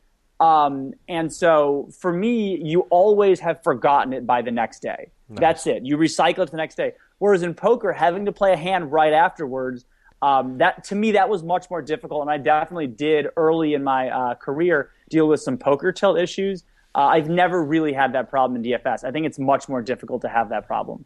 Okay, so what approach do you take when you start out in DFS? Is there is there just basically one GTO line for DFS where your spreadsheets and your figuring out your values for each players, et cetera, doing your own thing? I mean, there's no feel. Like poker, you can sort of play by feel. You talk about Patrick Antonius never had a HUD versus players who play right by their poker chart, whatever. But there's different ways to play poker. Is there more than one way to play DFS? Okay, so first of all, if there is a GTO spreadsheet solution, I definitely don't have it. Okay, just to be clear, if there is, maybe other people have it. I don't. I think that we're still looking at the early days of DFS. Essentially, I think there's a lot of ways to skin a cat. I think that there are, different resources. There are oftentimes different projection sites, which I agree with and I think are good. And they will have totally different opinions on players. So why they have those opinions, you might want to read some write-ups and look into guys yourself and decide yay or nay. You might want to look at some Vegas props. That's another pretty good resource. There's a lot of good things out there that you can look at. For me, team totals is really basic and also just really important. If a Vegas thinks a team total is really high in either basketball or football, there's a lot of points to go around. So, like, for instance, the lineup that won me all this money last week, the Cardinals just had like a 4 points higher team total than any other NFL team in the 4 games, so 8 total teams playing. They were just like 4 points higher than anyone else. And so I just stacked like 5 guys on that team. I thought that was a good strategy. It ended up actually working out in kind of a strange way, but I thought that was a good strategy. And finally, as to your point about feel, I do think there is some feel.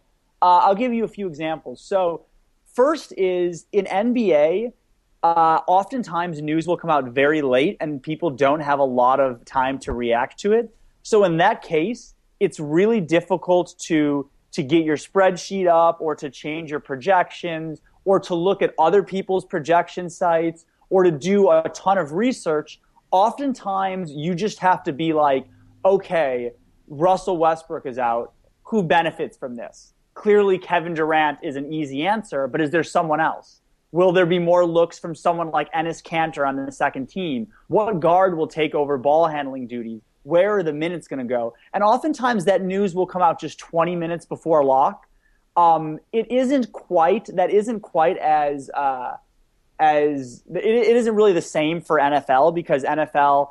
There are a few injury things that come out about 90 minutes before when the inactive list comes out. But for the most part, all week whether a guy is going to play or not. And you can sort of, decide how you'd like to project him in that way.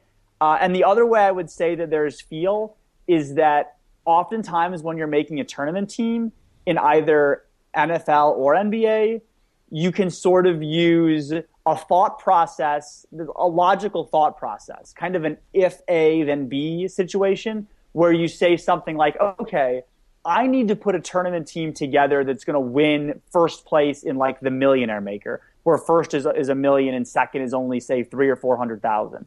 So if you're trying to win in a tournament like that, you might really want to put together a unique team that has a certain game script, they call it. So if the game goes a certain way, your team will perform well.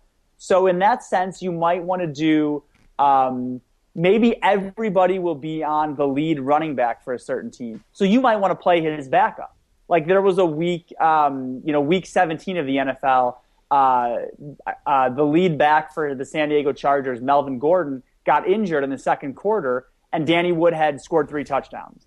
So in a 1 million-person tournament or in a 300,000 people or whatever people are in the Millionaire Maker, in order to win something like that, you might need a really low-owned guy. You might need an injury. You might need a guy to get benched for fumbling. You might need something like that. And I think there's a little bit of finesse in situations like that.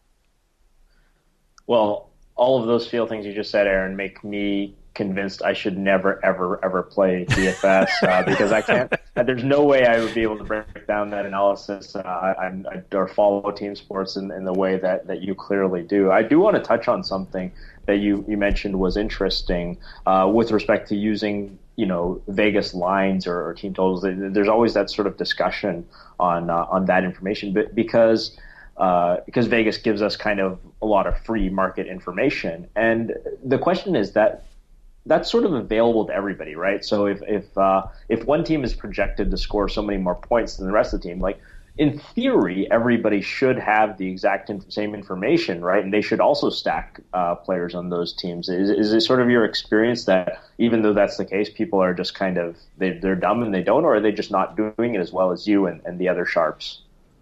Well, every situation isn't quite the same. So I would say that, for instance, the Arizona Cardinals have 3 receivers, and they're all quite good. The Pittsburgh Steelers had Antonio Brown out this past week, and so they really only had one marquee receiver, Martavis Bryant. And so if you look at a situation like the Cardinals, they might spread the ball out. They might throw 2 touchdowns to one of their receivers, and the other 2 might not get any touches. Whereas a team like the Steelers, they pretty much have to throw it to Bryant a certain number of times.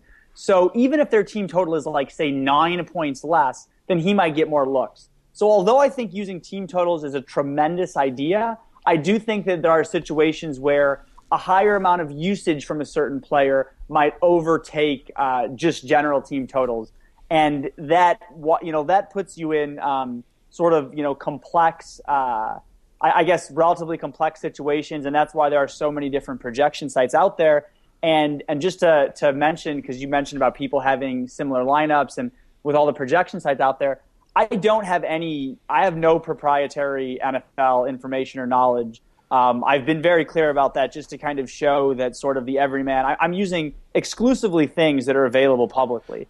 And I had made quite a bit of money at NFL this season. I had done well, quite a bit more earlier in the season before the volume crackdown. Definitely, with the legality issues, I think everything is sort of a bit on the downslope right now.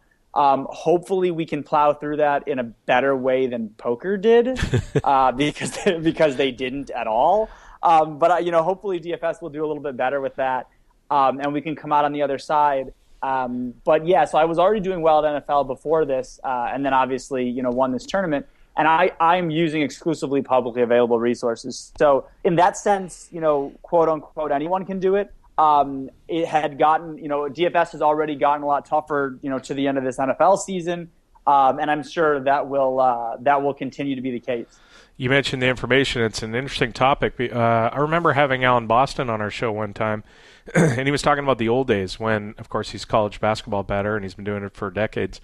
The old days before the internet and information, the information age, he would phone up, athletic departments 15, 20 minutes before the game at universities and say, oh, hey, it's the local student paper, just making sure everybody's playing tonight or anybody's hurt or anything like that. Like trying to find ways to get information that others didn't.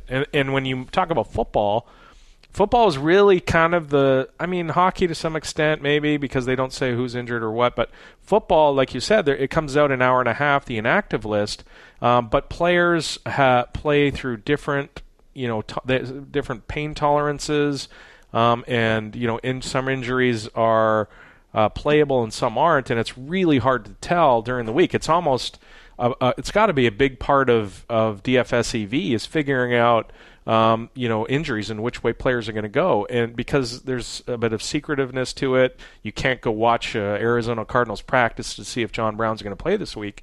But with the fact that you can monetize this information now, I'm wondering if there's, people that have access to trainers or, they pay them for info, that kind of thing. I mean, do you think that stuff goes on? That's a good question. I don't know. I certainly think that that's probably a little bit of a worry for DFS sites.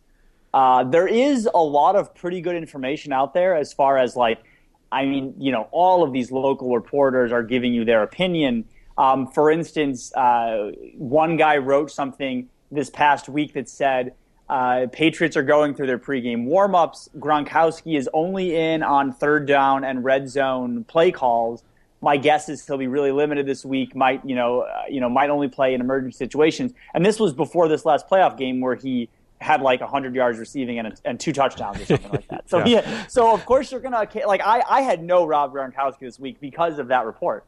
So of course you're gonna read reports like that, which is predominantly just someone's opinion. I mean the guy, people killed him on Twitter for it afterwards, and he just said, hey, man, I literally told you exactly what I saw on the field. I wasn't lying to you. He was only in on those plays when they were like doing their, I don't know, pregame, prep work or whatever. They were doing their light, drills 2 hours before the game or whatever. So then you'll get, information like we read something like Ben Roethlisberger, looked pretty good in his, he was making all the throws. There was a quote by the fullback that said, because Roethlisberger was dealing with a shoulder injury, and there was a quote by the fullback that said something like, Ben could pretty much make all the throws. His arm seems fine this week. So we're using these quotes and random, pieces of information.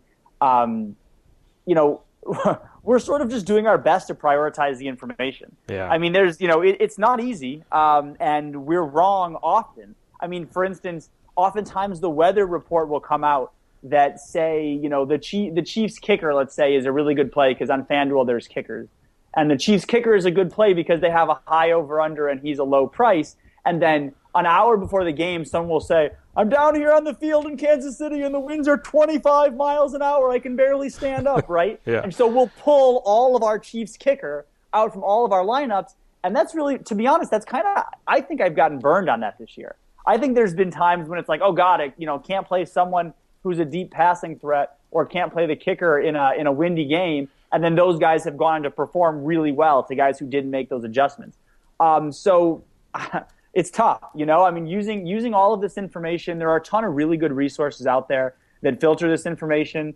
And I would recommend, using some of those. One that I really like, and I'm not affiliated at all with them, but I think Football Guys does a really good job. I've been using them for a couple of years. I was using them when I was playing season-long leagues. And it's really just a good source for NFL information. Yeah, I'm a member there. Their tools are fantastic. I use them a lot.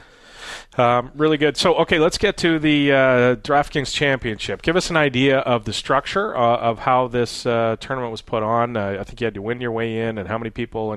So give us an idea of how it happened.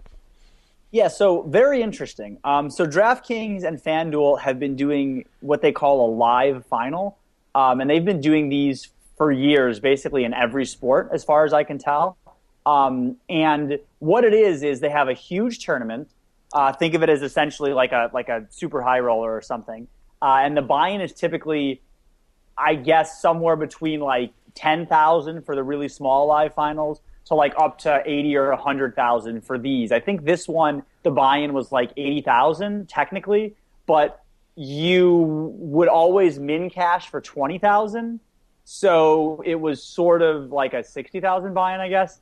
I'm not sure. So, but this just to give you an idea, that's around what the buy-ins are for these events. And you have to win your way in. You cannot direct buy-in. So people spend time and money satelliting, and just like basically poker satellites, you can satellite in for $3 and you can satellite in for $5,000. So in my case, I ended up playing one of the larger buy-in satellites. It was a $5,000 satellite. And top 5 paid. It was like a huge mega satellite towards the end of the year. And of course, there were dozens of people that were in that satellite that had satellited into the $5,000 one for $3 or $10 or whatever, just like every other poker satellite, basically.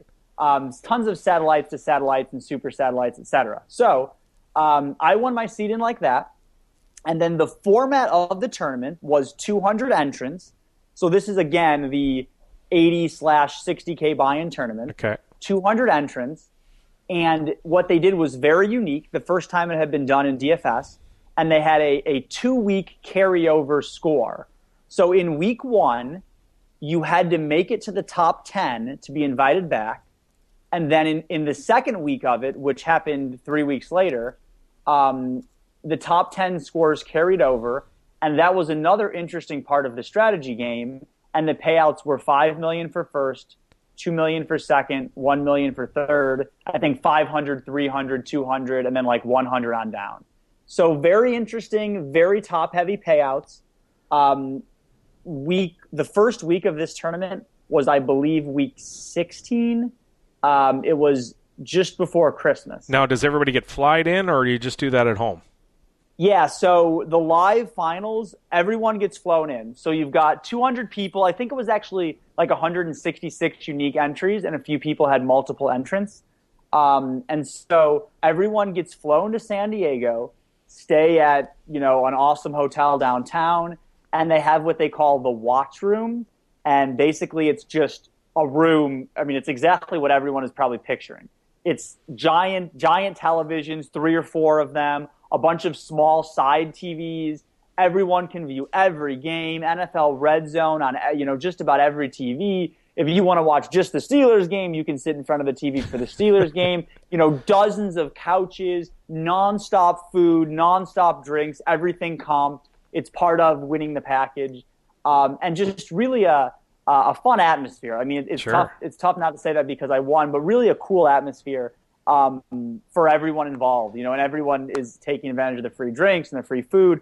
A really fun weekend. DraftKings really does a good job. They went all out. So you qualify in the top 10 in Week 16. Was it close? Did you win? What was there? Yeah. So it was close. So basically, I had a team there. So the way it worked is the only games that were eligible for Week 16 were the 1 p.m. Eastern games and the 4 p.m. Eastern games. So that essentially, I think, was like maybe 10 games or something. I think maybe 5 at 1 and 5 at 4. I'm not positive. But that's plenty of games. A very large slate. And they didn't want to do it into Monday night because obviously, people have to go back to work and stuff. So they're doing this. This is like a sort of a weekend thing, usually Thursday night to Monday morning, essentially. It's a weekend thing. So I had put myself in an okay position in the early games. Enough to where I did feel like I was sort of live. I didn't think I was drawing dead. And then I had there were a couple of I think I had Adrian Peterson sprain his ankle or something and only get like 6 points, but he was highly owned. He was my highest owned player, so I wasn't as worried about that. I otherwise didn't have any huge scores, but all pretty good scores on my team. So then the late games came around, and I had 2 or 3 guys. I think 2 guys left. I believe it was Dontrell Inman and Antonio Brown, and they were both low owned. They were both like 8% owned. Antonio Brown was 8% owned? Right. So this was an interesting week. This was a very interesting week from a DFS tournament perspective because Antonio Brown was going up against the Denver defense. Oh, I see. And Odell Beckham was going up against the Panthers defense. And so both of those guys had tough matchups, whereas I think Julio Jones was playing like the Saints or something.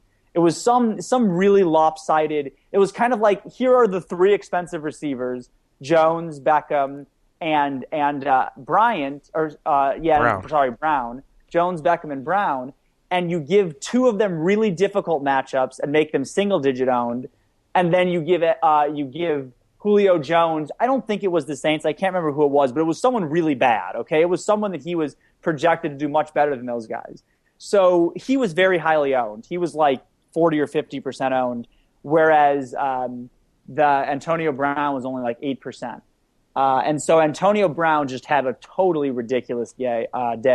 He had a really crazy game script because they got down by like 2 or 3 touchdowns, and I think they actually came back and won that game. And they got down quite a bit, and it was just one of those ones where if anyone watches the NFL, especially plays fantasy sports, you know that once your wide receiver gets down a few scores, the ball's just going to get chucked around. Yeah. So even if they don't manage to come back and win, he's probably going to rack up a bunch of points. And that's exactly what happened. He scored a ton. I just don't even remember. He might have had like 10 or 12 catches for 180 yards and 2 touchdowns or something totally ridiculous. And he had a huge day.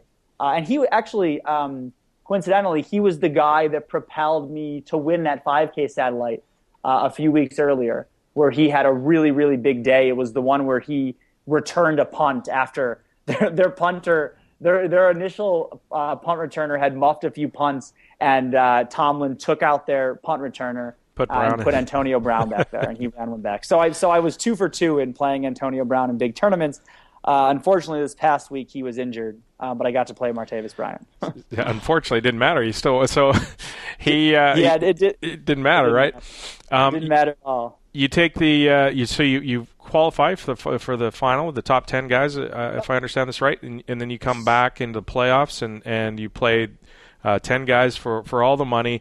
Obviously, we're all poker players, and when you get that kind of situation, you immediately think, wow, this is a giant sum of money. I'm sure there's got to be talk of some deals.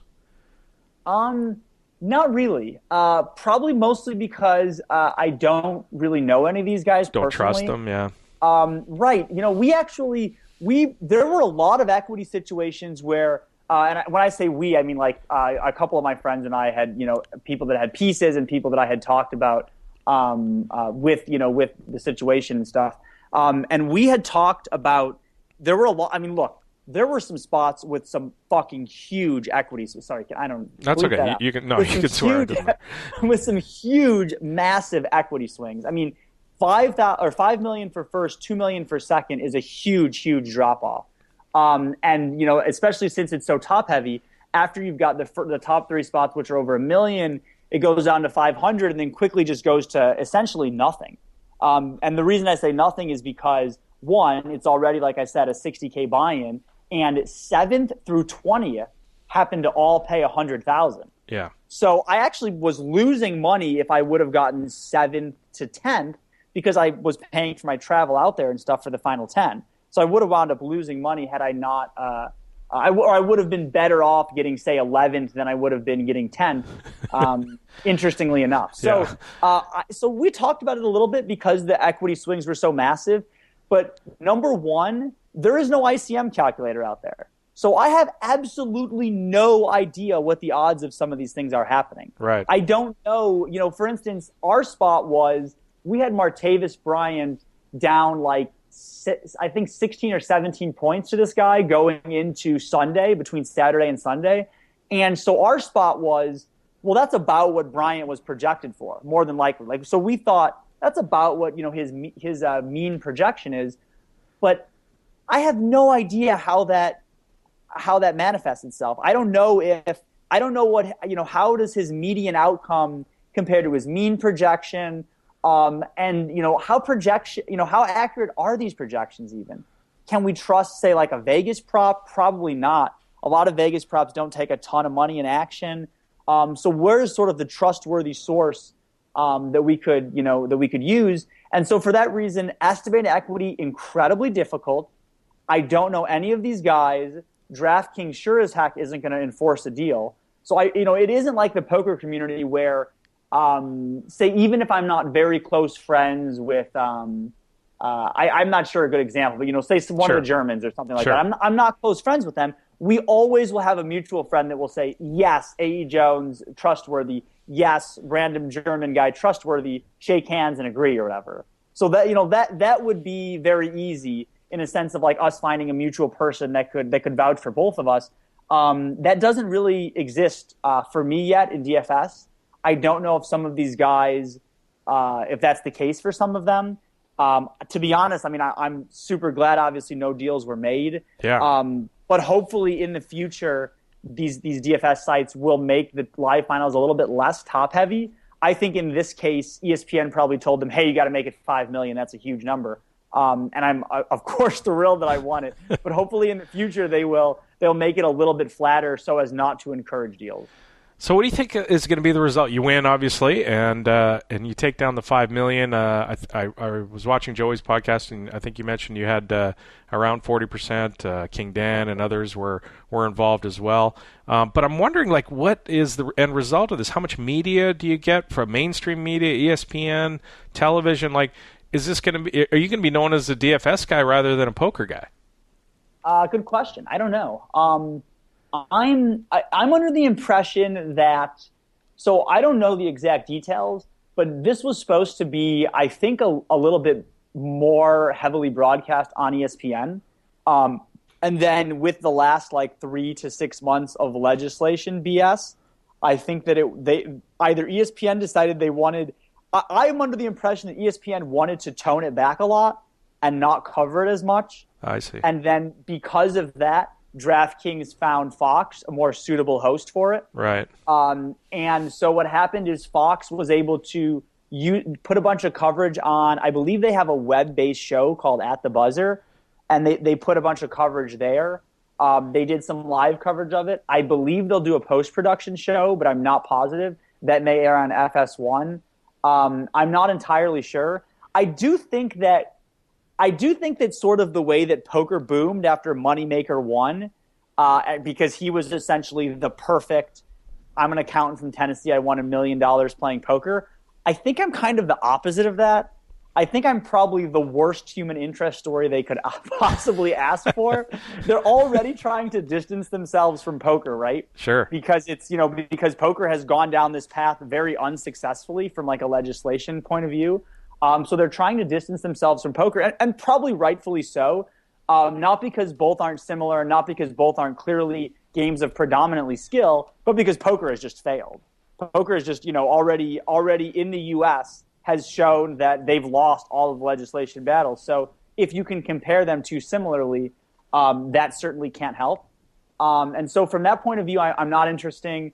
I don't have any, people that I'm specifically looking to take care of. I don't have, a sob story really. Right. I just don't.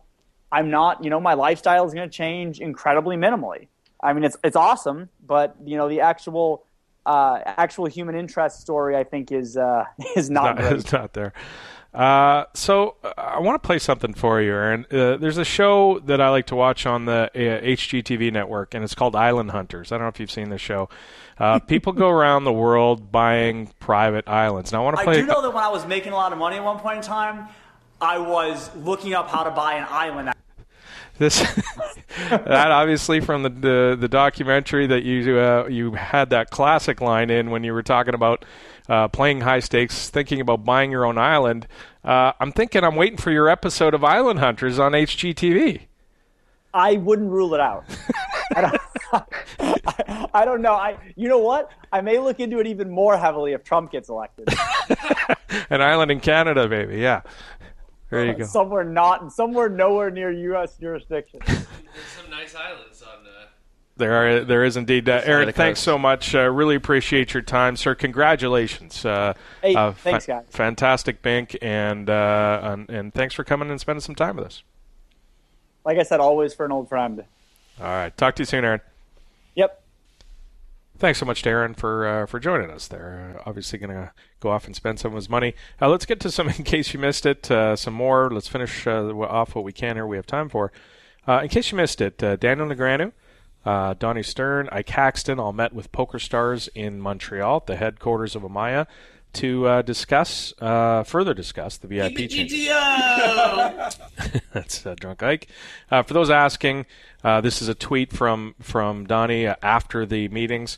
For those asking, Ike, D. Dvoras, as another fellow that went as well, they'll publicly be discussing what happened at the meeting, but we need to gather our thoughts effectively. He continues, we signed NDAs and saw data that we can't share, so we can't just come out and say what we think about thinking it through first. We made it clear we do not think the poker community views that as simply a communications error, and they didn't really fight us on that.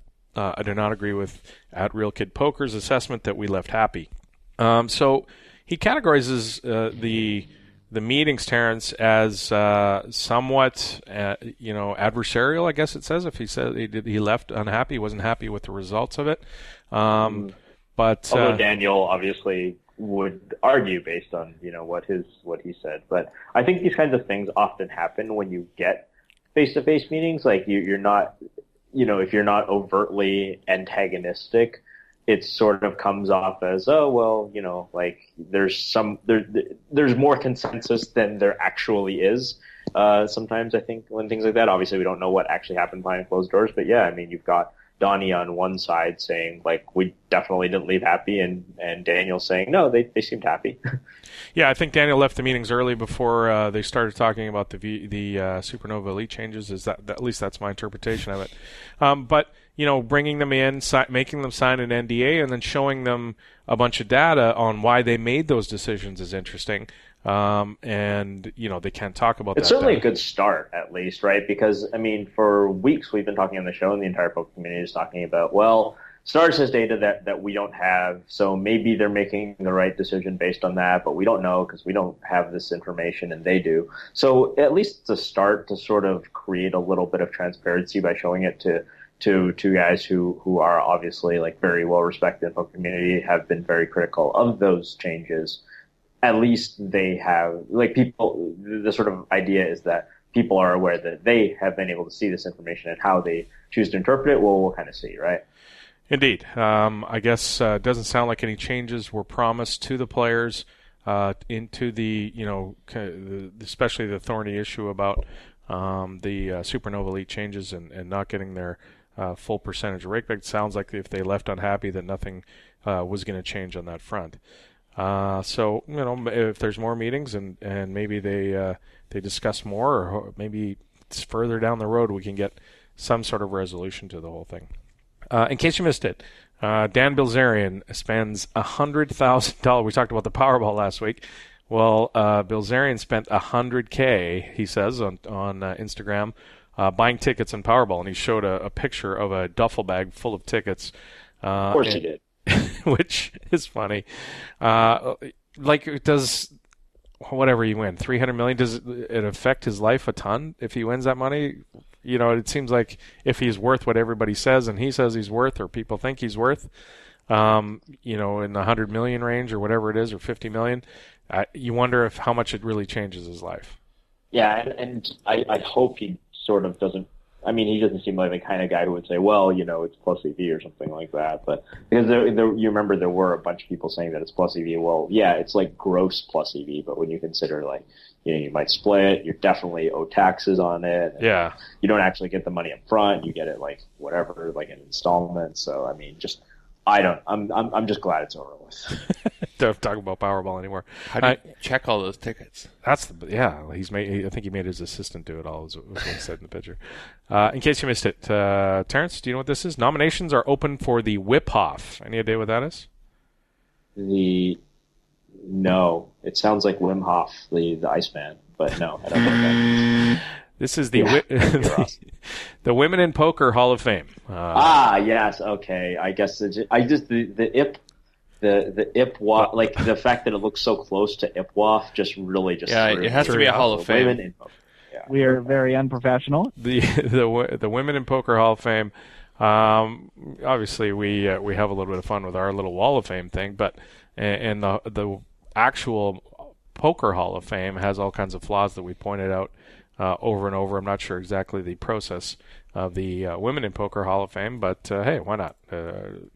So this is not a thing yet, but it's about to be a thing? It's about to be a thing. I got you. Okay. So as far as I can tell, number one first overall slam dunk Women in Poker Hall of Fame person be then? Well, I think you got to go with Barbara Enright. Probably is number one.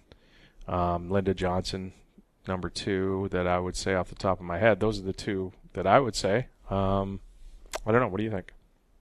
I don't know, right? Because if you're we always can debate criteria, and I don't know what the criteria are. The nice thing about the actual the World Series Hall of Fame, it's not the Poker Hall of Fame, but it actually does have defined criteria, even if they're shitty at actually finding people who meet said criteria. So I don't know what the criteria is, but if you're talking about who's the most famous woman poker player of all time or something like that, it might just be Annie Duke or Gentile, clearly. Yeah, I mean.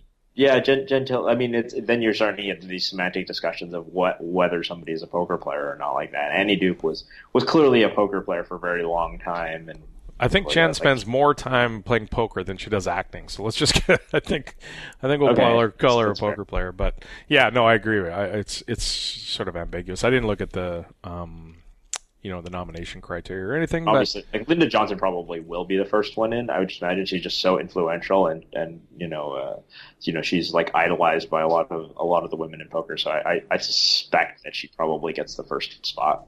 Indeed. In case you missed it, Matt Marifiotti posts a long video on YouTube this week talking about a far-fetched story about people that are after him. I mean, this was a long, rambling 45-minute video of him talking about people almost like they're his imaginary friends. It was really kind of sad to watch because he's clearly got some mental health issues as far as in his mind, and maybe there's some schizophrenia, some paranoia or whatever it is. I don't know what's going on with him.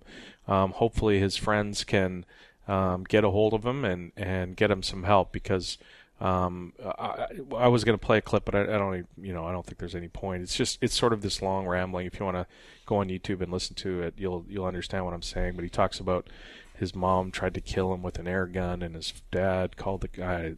There's this long... You're mentioning a lot of like celebrities. Yeah, and just saying all these people are drug dealers and the mafia, and they're all trying to get him. It was really kind of sad, and it's hard to watch almost, because you just feel bad for the guy no matter what he's done in the past. There's this sort of human being that seems to be emotionally falling apart in front of you in this video. So hopefully some of his friends can get a hold of him and straighten himself out. In case you missed it, the American Poker Awards next month down in Los Angeles at I believe it's the SLS Hotel in Beverly Hills. They're having the nominations are out for the American Poker Awards, as I said. Tournament Performance of the Year. T, I'm going to get you rapid fire. Too bad we don't have a rapid fire drop. Rapid fire Tournament Performance of the Year. Are you ready? You're going to pick one on the fly. Okay. Jonathan Duhamel, World Series of Poker, a one-drop high roller. Mike Gordinsky, World Series of Poker player, the Poker Player Championship. Joe McKeon, the main event. Anthony Zeno, the LA Poker Classic main event. Of those four, Tournament Performance of the Year. Joe McKeon, with the caveat that I think it's kind of a dumb category, because like the tournament performance of the year is really just like why, like it's like what is a one tournament accomplishment? Like it's a sample size of basically zero. But the way that Joe McKeon won that tournament was awesome and like just epic for no matter what you might think of him as like a person or his comments that you mentioned on the other show. Joe McKeon fucking crushed that tournament and deserves that running hands down. Poker Moment of the Year. Anthony Zeno goes back-to-back WPT Fallsview and LAPT Poker Classic and main events. He won back-to-back. Number 2, over 22,000 players enter the Colossus event. Number 3, Phil Hellmuth wins his 14th bracelet. Number 4, Daniel Negreanu busts 11th in the World Series of Poker main event. This is the Poker Moment of the Year, T. I'll go main event again. Daniel Negreanu busting 11th. That was the one story that I think everybody absolutely followed, and they were cheering for him or sometimes cheering against him. But that was the story, I think. I think it was a big story. I also think the 22,000 people playing in the Colossus was a pretty. Yeah, cool that's moment. Probably my number 2. Breakout Performance of the Year: Joshua Beckley, Asher Conniff, Kate Hall, Kelly Minkin. I have absolutely no idea. I would have to like hand and mob all 4 of them to figure out who deserves it. Event of the Year, buying up to 2,000, the Colossus, WPT 500, the WSOP Millie Maker, or the WPT Deep Stacks. Just throwing one in there. Colossus, obviously. Colossus, yeah, I agree. Event of the Year over 2,000, Super High Roller Bowl, the World Series of Poker main event, the World Series of Poker one-drop high roller, the Seminole Hard Rock in Hollywood, Florida. I don't know. Like, what's the criteria for this? Like, I have no idea. The Super High Roller Bowl like had all the stars in it, I guess. That's what I would say for sure. I have no idea. Industry Person of the Year: Jack Heffel, William Mason, who's the Seminole Hard Rock Director of Poker, John Pappas, PPA Executive Director, or Matt Savage. Savage? I got Savage. Yeah.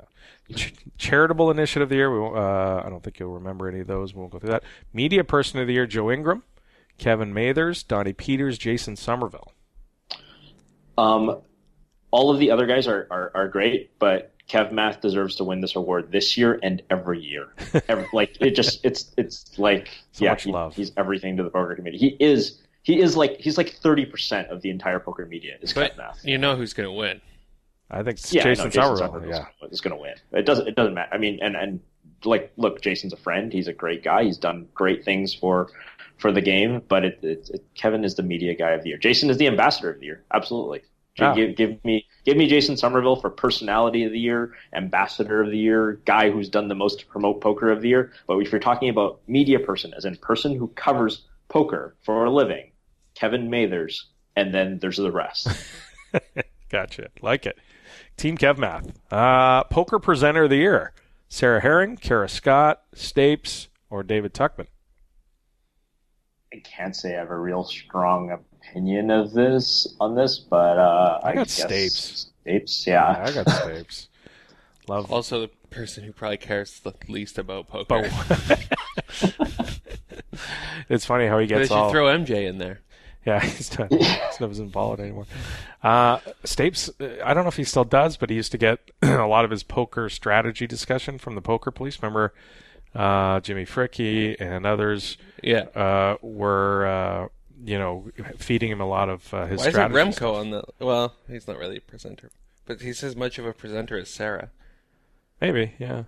Poker Innovation or Initiative of the Year. Poker Central, 24-hour television network. The SHRPO live streams. The World Series of Poker Ads and Online Bracelet, or the Colossus. I guess I'll go with online braces. Online braces. That's pretty cool, yeah. Yeah, because the Colossus, it's just, we'll make a buy-in that's really small, and then people will play because the WSOP event. Poker Central television network, kind of cool, but we haven't really seen it do anything yet. So, yeah. I didn't even hear about the Hard Rock one. The media content of the year is going to be Jason Somerville on Twitch, without question, so there's no point in going through that. You're not going to the other ones. We're not going to go through that. Quick shout-out, though, because... to Brad Willis and Bust, which is an insider account of... That was it. By the way, that was on there. Yeah, no, that's what I'm saying. It was in there because you're... but if you haven't read that, check that out. It's Brad Willis is he's awesome. He's a great writer, and it's some fun stuff. If you really like the sort of nitty-gritty of underground poker, if you like rounders and want like a rounders, one of those people who wants a rounders too. I mean, this is kind of the closest you get, but in text form. So really good stuff from our buddy Brad Willis. Indeed, we're going to talk about some underground poker in the third segment as well, in the mailbag segment. We'll get to that in a minute. You're listening to the 2+2 Pokercast, presented by the PokerStars VIP Club. More right after this.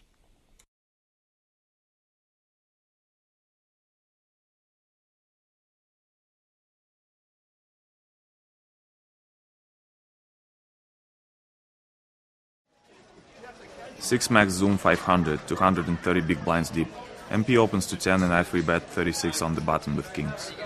He 4 bets small to 63 and I5 bet 143 and flat his $222 6 bet. Pot is 450 with 1000 behind. He bets 555 on the 10-7-3 rainbow flop, and I think, too bad I'm not capable of folding in these spots as I shove, only to see him turn over ace-10 after calling. I hold for 500 big blind pot. Team Pro Online's Mikhail Inasai Shalamov is a Supernova Elite VIP. This is the 2+2 Pokercast, presented by the PokerStars VIP Club. Hey, it's Mike from the 2+2 store and ProfessionalPoker.com. 2+2 is pleased to announce the release of their most anticipated book in ages, Applications of No Limit Hold'em, a guide to understanding theoretical sound poker by Matthew Jonda. This book will give you the ability to create the bet sizings and ranges which will beat the better players. The theory in this book is not designed to be complex or abstract, but rather it's intended to be applied immediately, producing better overall results. Many confusing concepts, such as overbetting, balancing multiple bet sizing ranges, donk betting, and check raising as a pre-flop raiser, are crucial to a player's strategy, despite few players implementing them or talking about them. And after reading this book, you should be able to not only conceptually understand these ideas, but also know how to begin incorporating them into your game, and thereby successfully compete against tough opponents. And at the 2+2 store, we accept all credit cards, plus PayPal and NetTeller. Attention everyone not named Alan Kessler. Have someone you would love to appear on the PokerCast? Have someone you don't want to hear again on the PokerCast?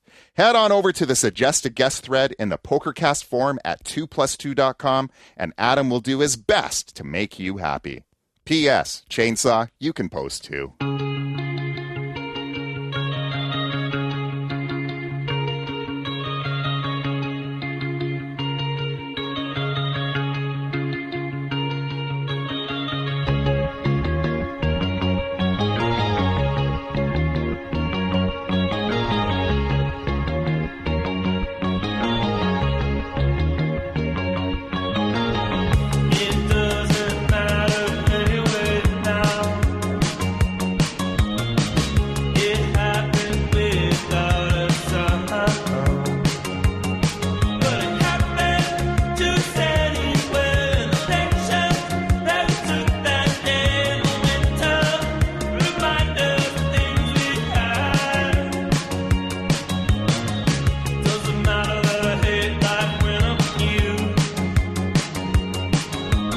Welcome back to the 2+2 Pokercast, presented by the PokerStars VIP Club. We're going to get into a bunch of stuff here in the third segment, but first we're going to get to the Invitational. This is the PokerStars Invitational for PokerCast listeners, where PokerStars very nicely provides us with $500 added to this weekly tournament that we hold. It's a $1.10 buy-in. It is on Sunday at 10 a.m. Pacific and 1 p.m. Eastern. And add it to your Sunday grind. You'll find it in the private tab of the tournament's lobby. Again, $1.10 buy-in, $500 overlay. We do 2 weeks. Each show, we give 2 weeks of passports and formats. So in case it takes you more than a week to listen to one of our 3-hour podcasts, you don't have to get all the way through it. And I hear we need to boost numbers in the play money. If you would play money, there's only like 3 or 4 players playing it. Yeah, and you get it's $100K added. The snap overlay. So you get that big play money overlay. The play money overlay. Go for it. Yeah. So the Invitational for this Sunday, January 24th, is PLO 8. The password is our friend Talentchick. Talentchick, all one word, all lowercase. That is this Sunday. The following Sunday, January 31st, we're going to have 4-max no limit hold'em. And the password is TCOOP, TCOOP. 4-max no limit hold'em, January 31st. So add that to the Sunday schedule. While you're playing the T-Coops. Throw it in there. Gotta give you props, too, because somebody in the show thread last week was giving you a hard time about inverting the time zones. And you actually you said it right this time. So you don't think it was an accident? I got a guy out there. But I know you're like, I coordinate the show every week with you. You are pretty bad with time zones, so I kind of very just unprofessional. You don't think it was an accident that I actually spent a bunch of time in my head trying to think of, explain exactly what... Just when I think you've said the stupidest thing ever, you keep talking. All right, so let's get to... What are we going to do? We're going to do some voicemails. Okay. We don't have a voicemails drop. Not yet. This is come up with one. This is something we should come up with. It's just mailbag, right? It's like it's just the 21st century, 20th century version of mailbag. Yeah, that's exactly what it is. All right, let's kick it off with we have 2 weeks worth. Should we give out the phone number? The phone number. This is for. I think I have it memorized. It's yeah. What is it? Oh God! No, you don't have it memorized. 1702. No, what a choke job. I got it. I choked. 702-799-9949. That's correct. That is the phone number for the PokerCast. Please call in. Leave us your amusing anecdotes, hands, comments for the show. We'll play them all. So call in and drop us a line. Let's go to voicemail number 1. Hey, Adam, Terrence, and Ross. This is Enrique calling from Austin, which is approximately 7,400 kilometers from Kells. I just wanted to say thanks for keeping up a great show. It was weird when Mike left, but it's been a great transition, and it's always interesting listening to you guys. 2 requests. 1, I'm hoping you might be able to get Mike on to talk about the passing of David Bowie, since that happened between the last broadcast and whenever your next show airs. And then I'm really hoping you guys will do another Vegas run-up before the World Series. When you guys had Gobbleboy talking about his website, about all the different options for food in Vegas last year, it really got me psyched up to the point that I decided to go ahead and take a run at the Colossus, and I wound up getting my first World Series cash there, so a little bit of PokerCast karma. So I'm hoping you guys will do that again, even if it's a little bit more abbreviated. I know that some people thought it ran a little bit long last year. In any case, keep up the great work, and looking forward to listening to the next show. Well, thanks, Enrique. Appreciate your call. The 2 things he touched on were Mike talking about David Bowie. I've just sent Mike a text asking him if he's still awake. He usually is. I know he's a night owl. If he's still up, maybe we'll quickly get him on quickly. Probably at a concert right now. He could be at a gig, yeah, no question. He goes to 50 gigs a year. But we'll see if he answers my text. If he does, we'll have him on quickly, and he can talk about Bowie. Second, that was a lot of fun doing those different things of the World Series that we did in the run-up and talking to different people about how to maximize your World Series of Poker experience. I think it might be repetitive if we tried it again, unless we can find sort of different aspects. I'm not sure we covered everything, so maybe we should go back and listen and see if there's other stuff. Yeah, we send can in some ideas. So we had, we did food last year. We did satellite, how to play satellites. We did how to play cash games. Accommodations. We obviously did World Series events. Yeah, we did a lot of stuff last year. So you might want to go back and listen to some of that stuff. But if there's other stuff like that, I mean, like I remember there being a request for like nightclubs and entertainment, and I'm like the worst human being ever because I never go to any of those things. But we could have Bill Chen on or somebody like that who loves going to stuff like that, and they can talk us through that stuff. But I more than that, I just love the fact that the show inspired him, and in a way was a small part of his first ever. We get the team partial credit for like not the usual like Pokercast karma stuff, but like actually like we got him excited enough to fly out to Vegas.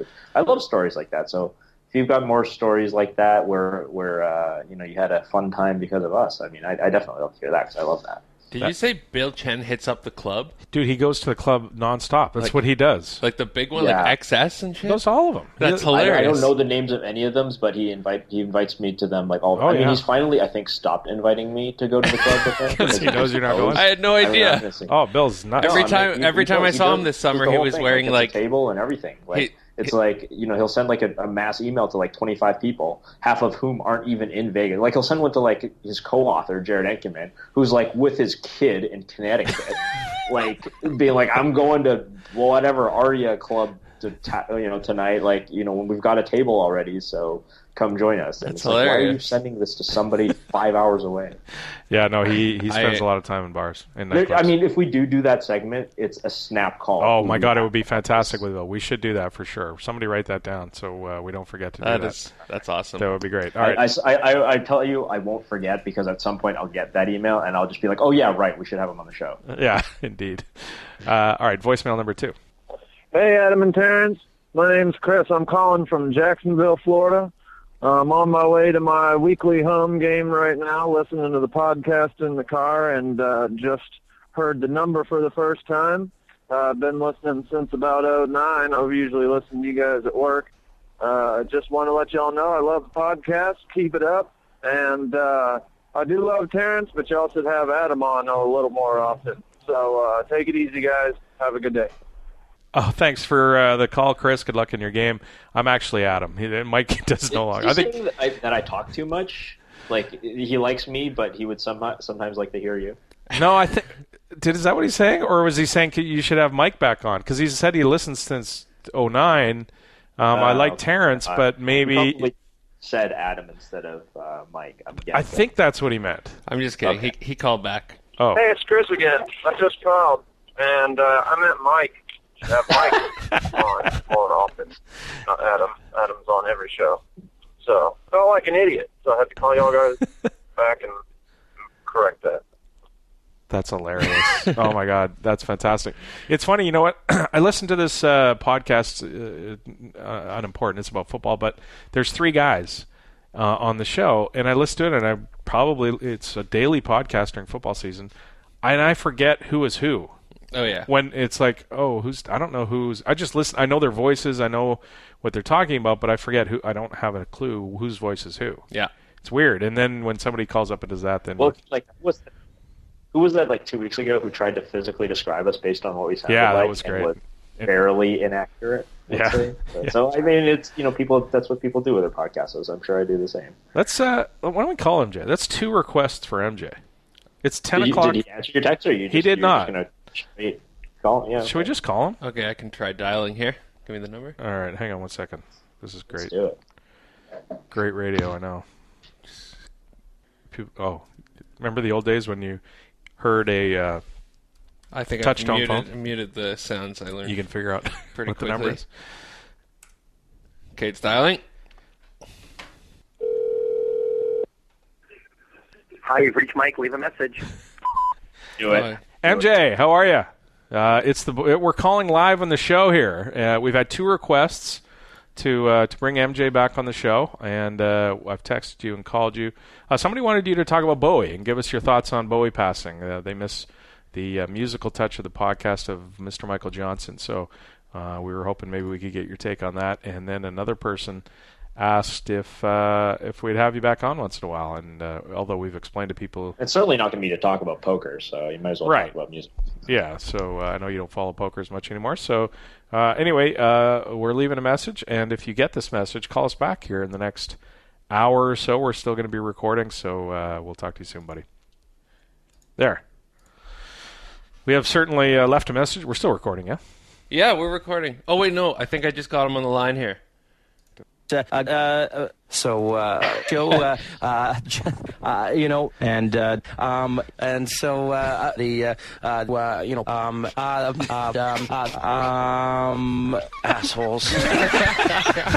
Very well played. Very, very well played, Mr. Producer. Haven't heard that for a while. That's fantastic. The compilation that we played for him on his final show. All right, let's get to voicemail number 3. Okay, that guy. This is a two-parter. Hey, what's up, guys? This is Alex from Massachusetts. Just to give you a little bit of a history, I'm the guy that emailed you guys asking you what's better to play at the World Series, the $1,500 horse or the $1,500 six max. I also was the guy that got invited to a $100K out in Vegas and was wondering if it was worth even playing or flying out there. I got a quick hand for you guys. I want to ask you if I made the right decision. I'm at a final table at like $100 buy-in tournaments, and I'm the chip leader at like 120, 130K. The big blind has about 22,000 behind him. The flop comes. I call the big blind. It's only me and him. The flop comes up ace 5-5 with 2 hearts. The big blind immediately goes all in, and I sit there and I think and I think and I think and I think. I have pocket 3s with no heart, and then I make the call. He flips over the flush draw, and the flush draw hits on the turn. I was just wondering if I made the right call with the pocket 3s. A lot of my buddies say I didn't because I can be counterfeited way too easily. Keep up the good work, guys. I have an hour and a half drive into work. I've actually archived all the episodes. I listened to every single episode you guys had. Good job, guys. Keep up the good work. See you later. Hey, guys, what's up? It's Alex again from Massachusetts that just left that voicemail. I've got to tell you what my thinking was in that hand. My thinking was the reason why I didn't think put him on an ace, because pre-flop, if he saw an ace, he would have shoved on me right there. Because he only has about 2.5 to 3 big blinds. And if he had a 5, he would have checked it after the flop, waited for me to bet, and then shoved on me there. Because he wanted to get all his chips in the middle. I didn't think he had it when he shoved on me in the beginning, which he didn't. He ended up having like a 9-4 hearts and flush draw. I told you anyway. And also I forgot to tell you guys, I want to suggest a guest. aejones. We haven't heard from him in a while. I love hearing like all the stories that he used to talk about with Tom Dwan back in the day with the when the internet pokers was good. Okay, cool. Keep up the good work. See you guys later. All right, so that's Alex from Massachusetts. He was in that was in the 100K. No. He said that he previously asked about if he should play in the 100K free roll or whatever it was. Right. And I would like to know how that went. I wish he would have told us. Yeah, that was definitely. Yeah, I don't know. Yeah, you can call back, Alex. But he was talking about it was a home game tournament, I think. $100 buy-in. Gotcha. And he got it. He had 3 big blinds. Ace 5-5. No, the other guy had 3. The villain had 3, and he had more. Gotcha. Do we like the call with the pocket 3s and the ace 5-5 2 hearts board? Not much. No, I don't. He's 3 big blinds. I guess if you have 100 big blinds, it's an easy call. I don't know. He didn't say how many big blinds he had, right? But imagine because it's one of these tournaments, it's probably pretty shallow, right? But it's still. Yeah, it's only 3 big blinds. I mean, even if he has 6, it's not great, right? I mean, he's and when he says, well, if he had an ace, he's going to check he's going to shove pre. Not always. I mean, ace deuce or ace 7 or hands like that, and people do shove when they have 3 big blinds when an ace comes, or even if they have 3-5. Like so many things have to happen good for you to win when you call off in that spot. For me, I don't like it. The key to me is really like even if the guy's bluffing, because it's a paired board that's above your pair. Like you're like 40% to win even if he has like you're like 60% to win even when he has nothing. And then obviously when he's a 5 or an ace, you're just drawing stone pretty much dead. And a flush draw. So yeah, I mean most of the time, unless the money is super super shallow, like unless the pot is so much bigger than the money behind, which we don't know, that's a fold there. Agreed. Next one. Okay. Hey guys, it's Chris calling from the white spot at Dunsmuir and Homer. Nice. And a few episodes, actually maybe half dozen or more episodes ago, Adam casually dropped that he used to earn his living playing golf, and there was a promise of more details to come, and I've been waiting every week since. So wondering if Adam could share some of the details of what kind of shenanigans he was up to that allowed him to earn his living that way. Thanks. See ya. So I've been to that white spot at Homer and Dunsmuir. I walk by that white spot, like, when I'm in Vancouver, I walk by that white spot like twice a day. I've been there 100 times probably in my life. I love that white spot. So before my last job, before I started playing poker for a living, was, I think my last job or second last job, I was an assistant professional, a golf pro at a driving range in North Vancouver. So, it's a really, I'm young. I don't have I'm not married or anything. I don't have kids. All I basically have to do is feed myself and keep a roof over my head. So, and I love golf. I love playing golf. So it seemed like a perfect fit. A buddy of mine got me in there, but I was making $1,500 a month as an assistant pro at a range. Try and live on $1,500 a month. It's difficult. I guarantee you. It's really what tough. year? The dollar was worth a little bit more back then. Yeah. So that's 1994. My rent, I think, I want to say it was $700 a month or something like that. For me and a buddy split a 2-bedroom townhouse or apartment, not a big place. It was an apartment. So, it's really hard, especially if, you want to go out and do anything. So the money's not great. But my goal was to become a club professional. So getting a job at this driving range allowed me to enter the CPGA program, where you have to shoot 79-79 in a tournament. These tournaments around BC are usually 2-round tournaments, and you've got to go You got to go 70. So you got to go 158 over the tournament or better within the year that you're in, to be able to move forward in the program and on to becoming an assistant pro. So at the time, my handicap was like maybe 5 or 6. No, maybe it was a little higher, 7 or 8, because I got down, after working there for a year, I got down to about a 4, but that was because I was hitting like 500 golf balls a day. And apologies for the long, boring story, but it's sort of, it needs to be told to get to where I want to talk about the other stuff. So I don't end up, the first tournament I go in, I choke, I puke all over myself, and I don't come close. The second year, I think there was 2 tournaments I went to. The second one I went to, I needed to come back and shoot 77 the second day. I think I shot 81 the first day, so I had to shoot 77. But the way they do it is they set up these golf courses really, really difficult, and they put pins in on top of ledges, and they make it really hard because they want to, make the guy work for, doing well.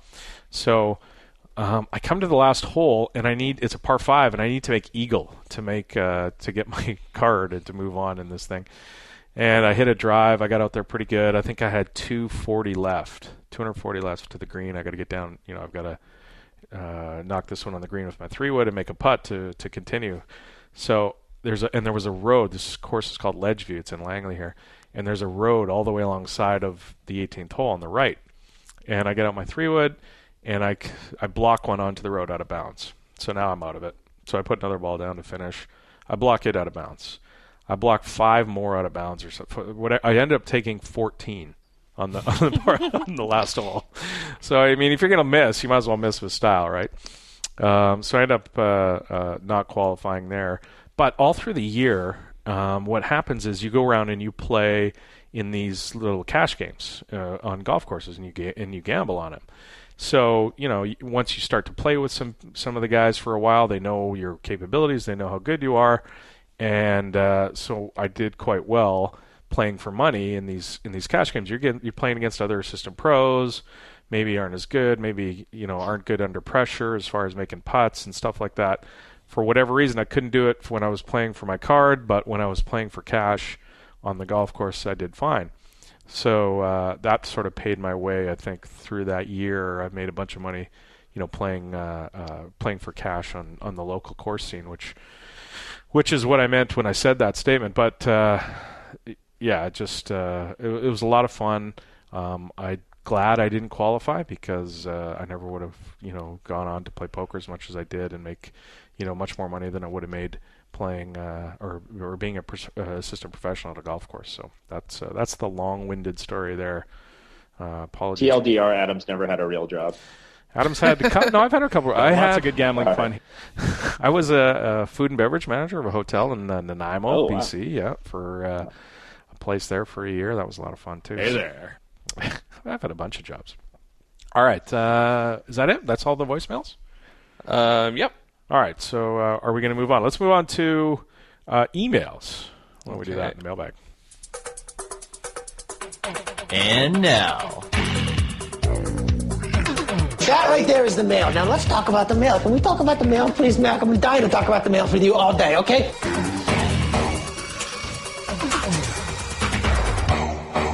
Mailbag. Email number 1. Graham writes, "Hey guys, love the show. Been listening since the end of Rounders. And despite the show being great with MJ, I think the current version is even better. Try to channel the Roscoe Report while I'm playing Micro Stakes PLO. That's correct. In the sense that I pretend I have to justify each action to someone when I make it.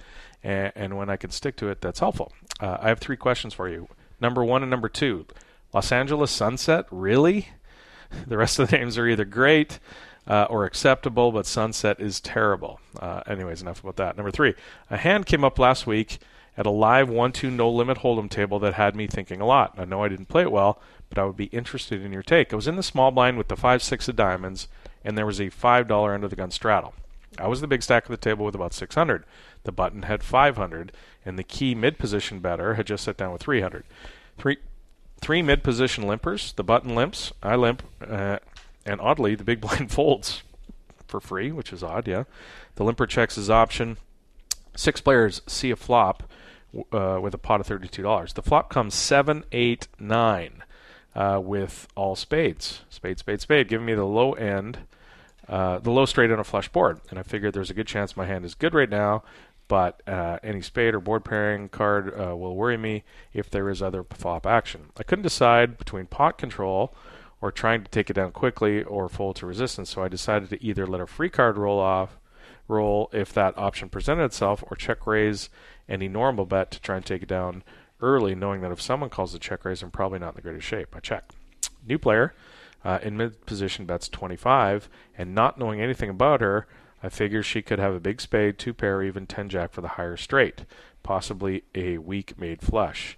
I didn't think she would bet this flop with just 1 pair. It folds to the button, who calls. He's a bit of a nut who's really loose pre-flop, bets all sorts of hands, but calls with anything he thinks could make something on the river, so I figured he could have a spade, or even a 9, or 1 pair, or a 10 for a straight draw. So there's 82 in the pot, and as I planned, I check raised to 100. That's where my plan ended, unfortunately, and I realized when mid-position called fairly quickly that I didn't know what to do in the turn. The crazy button folded. Pot is 257. Turns another 9. Pairs the board, so now it's 7, 8, 9, 9. And I got a bit frozen up thinking it was bad for me, without thinking about how it could be bad for her too. If she had 2 pair, then I'm done. But if she had just a spade, then it would be an opportunity. But I checked. She checked behind. This led me to believe that her hand wasn't that strong, so I started thinking about how much to fire on a non-scary river, thinking about 150. The river was another spade, however, and there's really nothing I could beat anymore, and only a higher straight might fold, so I checked. Before we say the results, T, what's your thought on his line check raising that flop? I do not think it is good. So I think one of the we'll go through the flop. I mean, when he starts off kind of saying it's a decision between pot control or trying to take it down quickly. Yeah, I think pot control was the answer. When you flop the bottom end straight on an 9-8-7 board, that is an incredibly dynamic board. It smacks like everybody in the face, like most of the time. There's and the hands that you're basically when you're betting and trying to take it down, the only things that you're really able to do that with are like the dry queen of spades and the dry king of spades, and then like dry tens. Like most of the other hands, like they're just too weak to even make anything of interest, right? So like most of you don't have very much here.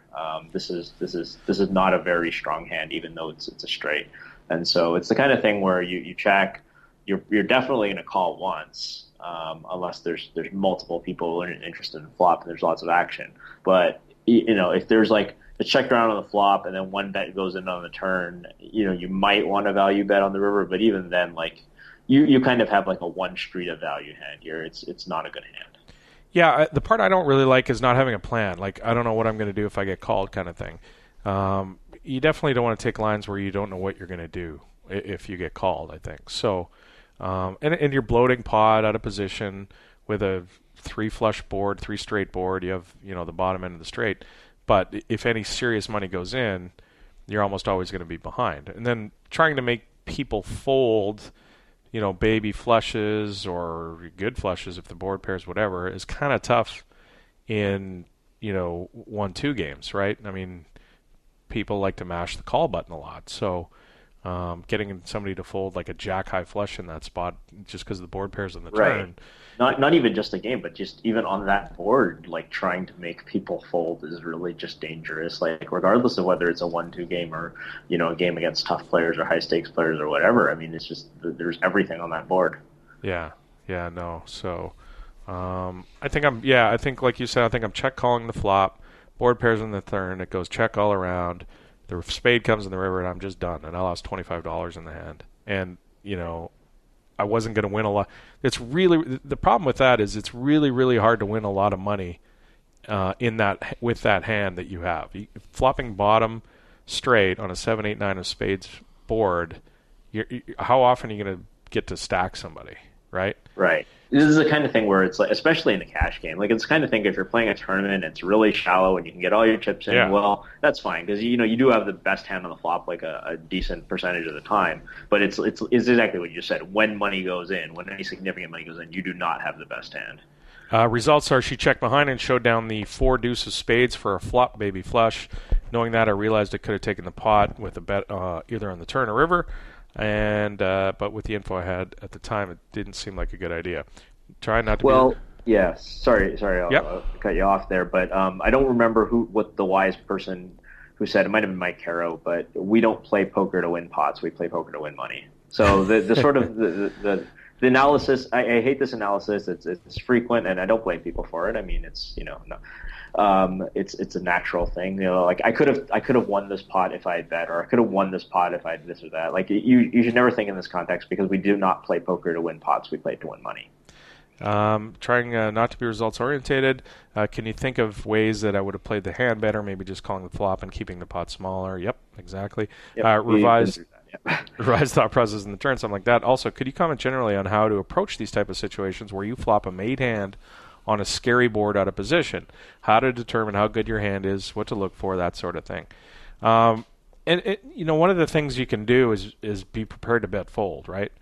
Like, I think a lot of people think leading from out of position is generally a sign of weakness, and that's fine. It can be part of the range of you betting out of position can be weakness, but it can also be strength as well. So if the time that you happen to flop bottom straight on this board and you get raised, it's okay to fold.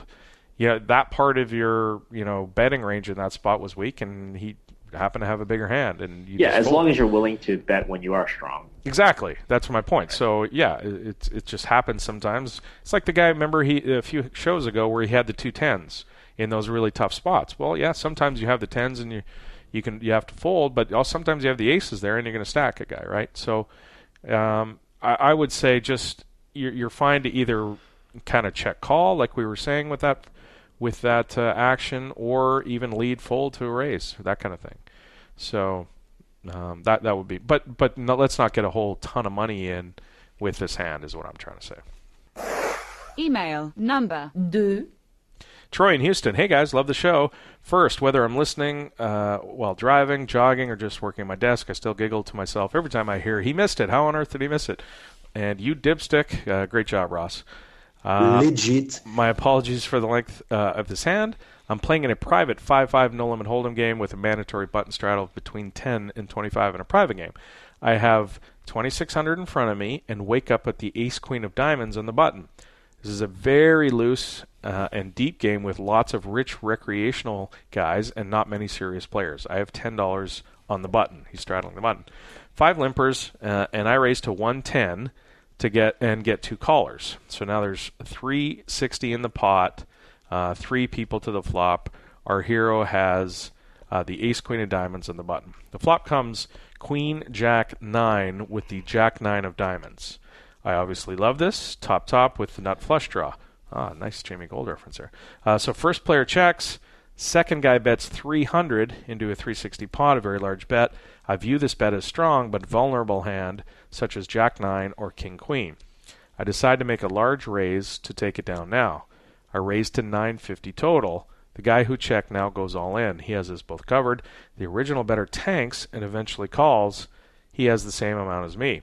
So it cost me my last 1,500 to call. There's 6,000 in the pot. I'm getting 4-1 on my money, so it's an easy call. I assume this is correct, right? Well, let's stop there and we'll talk about it. Yeah, once you get to that spot, it's a pretty easy call. I don't like the raise on the flop personally. That's a coordinated board that hits a lot of rangers. Yes, you have the nut flush draw and you have a pair. But again, when you get tons of action, tons of money in, you're behind and have to hit generally. So I think flatting this flop, I don't think you can fold, but flatting this flop might be the way to go. And then if you whiff, I mean it's tough, right? Because you whiff in the turn, and say a 10 rolls off, you gotta have to fold when the guy shoves. So. I think we don't play poker to win pots. We play poker to win money. So exactly. If you have to fold the turn, you fold the turn. You can fold the nut flush in that spot, or nut flush draw. Sorry. But as he asked, once he gets to having to call $1,500 into a $6,000 pot, he's got to call with the nut flush draw. All right. So he continues. So the pot is now. Oh, T. What do you think of? By the way, what do you think? I was glad you were going to go on because I couldn't agree more with your analysis. I would absolutely just call in the flop. Good. Okay, so the pot is now 7,500. I'm hoping at this point they both have king 10 with no hearts. I think he means diamonds. My fear is that the first guy has king 10 and the other guy has a king high flush draw, and I have less outs. First guy does indeed have king 10 for the nuts. Sadly, he has the king of diamonds. Shockingly, second guy has a black queen jack for top 2. We all decide to run it twice. Here's where it gets really interesting. I'm lamenting putting it all in there, and the guy next to me, who's not in the hand, offers to buy my hand from me. I ask how much. He looks at the situation and says 3,500. My thought is, wow, I could make 900 right now with absolutely zero risk. Or I could possibly scoop a $7,500 pot, one of the biggest in my life. If I took 3,500 and hit, I'd be sick. I realize I'm a favorite to chop the pot by dealing it twice, which would be $1,150 in profit, $250 more than the guarantee. I was hoping Terrence could talk about the math behind this decision in terms of EV, etc. Is the price good? Should I ask for more? Would he take less? Would also like to hear Adam's analysis and what Ross would do also. So T, offering $3,500 for a $7,500 pot with the flush draw seems like somebody at the table is really bad at math. They're probably just stuck. That is a great spot. You should snap accept this offer. So, I mean, I'm not the guy who says like you need to memorize poker odds or anything, but I think most people know that if you have like a flush draw with 2 to come and there's no blockers against you, you're about 35% or thereabouts, and there's one blocker against them, so we can scale that down to whatever 32, 33. Plus the redraw of the guy with top 2. Yep. Yes, that's correct. Yeah. So yeah, I think it's probably in there, but but the guy with top 2 doesn't have any. He has anti-blockers, right, too, because he doesn't have any diamonds in his hand because he had black queen jack. So yeah, you take the $3,500 before he realizes that he makes it. So obviously you just not everybody gets to have a poker calculator. You can't whip out your iPhone at the table and try to figure out your odds. But you should know that you're at worst about 30% or between 30-35%. There's $7,500 in this pot, right? So your proper EV is about a third of that. It's about $2,500. So somebody giving you $3,500, yes, thank you. Good luck. Hope he wins, and hope you take his money and you hope he wins too. Indeed. All right, Ross, you like that? Yeah, I'd take the money. You're taking the money? I don't know. Troy, yeah, I'm assuming he's not like a multi-trillionaire. He doesn't own Texas Instruments calculator company. So yeah. This is where does Texas Instruments come from? I don't know. The TI-83. The TI. Okay. I met a guy whose uncle was like a super rich, and he owned Texas Instruments. That's where it came from. Okay. But I would take the money. You like it? Okay. For the record, I decided to gamble and play for it all. Brick on top and brick on bottom. I lamented for a while. Really appreciate it and keep it up. Email number 3. Hey guys, Mike writes. I've listened for years, but never emailed you. I'm in Los Angeles and too lazy to figure out how far away I am from Kells. I love the show and use it to while away the hours while I'm stuck in the freeway traffic. One thing I'd like to hear you talk more is strategy for home games, and specifically raked private games. Those type of games are where most of the bigger action is here. When playing in home games, I'm playing against mostly the same players and a couple times each week. I certainly more than I would run across the same players in a casino. Do you have any suggestion about how to vary your play when you're sitting down with the same group of guys every week? I think that it's really important to vary ranges and your play so that players cannot pick up on tendencies. Are there any strategies you would use that might be different in a home game than a casino? I'll give you an example. There's one guy who will raise when he has the 2-3 on the button. He always makes a point of showing the bluff, win or lose. This gives the impression he's a loose, wild player. That really wouldn't work in a casino, but in a home game he gets noticed. What do you think of this? There's a lot of pressure to participate in table flips. I really don't like them. You can end up losing quite a bit over the course of a night. Any suggestion on how I can get out of them without looking like a life net? Any other suggestions or strategies you might have would be great. Keep up the good work. So private games is a really interesting topic, and I'd like to get more into it one time with somebody with a show, because there's so many different aspects to what you should and how you should behave versus when you go to a casino. In private games, when you get invited to a game, it's generally important that you're a nice guy. If you're a winning player especially, that you're nice to the people who are playing in the game. You give action. Yeah. You make it fun for everybody else in the game. You pay up when you need to pay up, etc. But there's all kinds of different things, T. You've played in private games as well, I'm sure, that you have to do when you're not, you've got to keep people happy. Yeah, I think you covered a lot of it. I mean, the most important thing is to get invited back, especially because most of these private games tend to be quite good.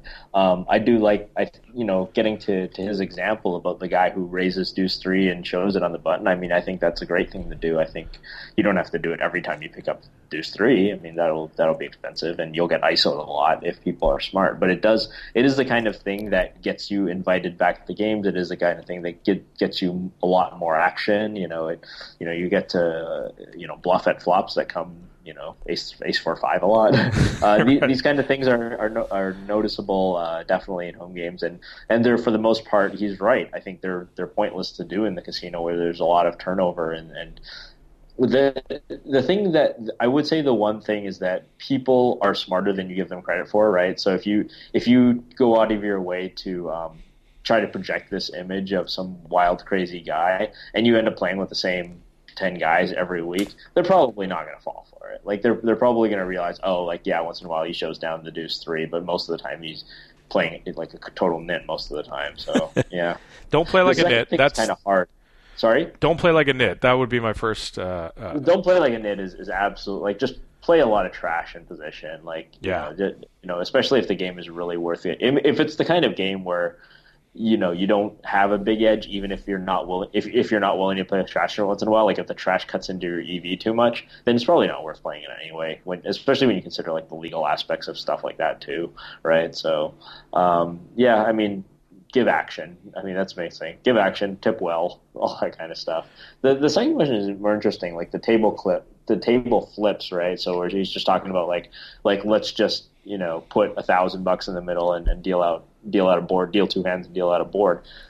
And it is a hard spot to get out of because you do end up looking pretty nitty, but they do increase your variance a lot. So I don't have like a really great answer for that. That doesn't just kind of revolve around be better bankroll to the game. That's definitely a tough thing, and that is sort of like the cost of playing in a home game too. It's a lot like the giving action thing, right? You do want to do it as much as possible. That being said, like if you've got like, I mean, I don't know about the size of this game, but let's just say it's a 2-5 game and you've got like 8,000 on the table. You don't necessarily have to flip for the whole 8,000, right? You can. Well, that's the thing, right? You can say, yeah, I'll flip for 100 or whatever, and it doesn't cost you anything. Your EVs is within your comfort zone, yeah. Yeah, there's no cost to you, right? I mean, you're flipping, I would assume, without a rake. So the long run break even and so on, right? And so it's definitely worth the I'm not a nit equity. Exactly. I think one thing that we should talk about too is rake, because often in these games you'll find that the rake is excessive, and they will also make you tip. You mentioned it, tip the dealers really well. Generally, when you're playing a decent-sized no-limit hold'em game, you're expected to tip the dealer like $5 a hand, at least in my experience. And then when they're dropping, a double, triple, quadruple of what a casino would, the rake all of a sudden becomes prohibitive. So, but most of the time that I've played in these games, you'll find that the game is still very beatable because these games attract, and the promoters and the organizers of the games are very good at bringing in people that are there for fun and goofing around and blasting off some money. So, yes, the rake is high, and you got to do all these things, but you're playing against a bunch of guys who, especially when you're playing no limit hold'em, where you can trap a guy for a stack pretty quickly, or a guy's going to get it in just drawing slim, that you can overcome that rake. But that's something to be cognizant of. You got to look around you and say, okay, is this game worth? You mentioned it. If you're going to be playing a bunch of trash in position and everybody's really good, then being here and paying this rake probably isn't a good idea. Next one. Oh, we're done. Oh, we have one more 140 or less. I know we did it earlier, but let's do this one. T, you got it? Oh, yeah. Sorry, you threw me for a loop. You told me we were going I was trying to throw you for a loop. Keep you on your toes. You succeeded. It's hard. Like I said, it's hard to do. I'm groggy from a lack of sleep and a non-functioning air conditioner, and you caught me at the end of a 3-hour show. Adam Levy tweeted about a Venezuelan guy at a table saying the term for quads in Venezuela was in fact poker. Canadian confirms, and this ended up turning into a lot of discussion. And you, as a Canadian, will appreciate this. The first response that Ruthless got was that in Canada, did you know they call a full house a tight? That happens. So that's the biggest one, right? That we get talked about.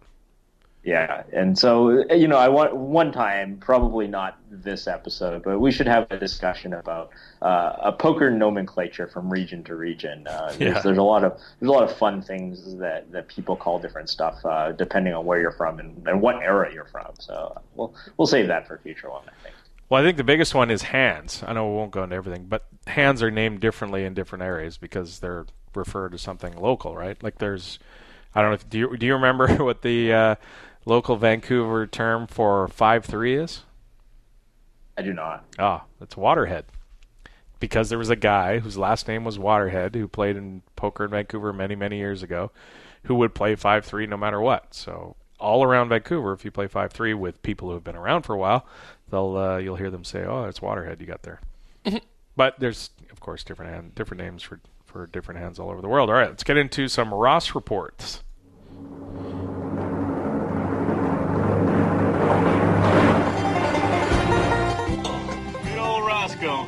Sure glad he's all right. Listen, boy, you gotta pick your spots good. You gotta make hay while the sun shines. Hey, good. You dipstick!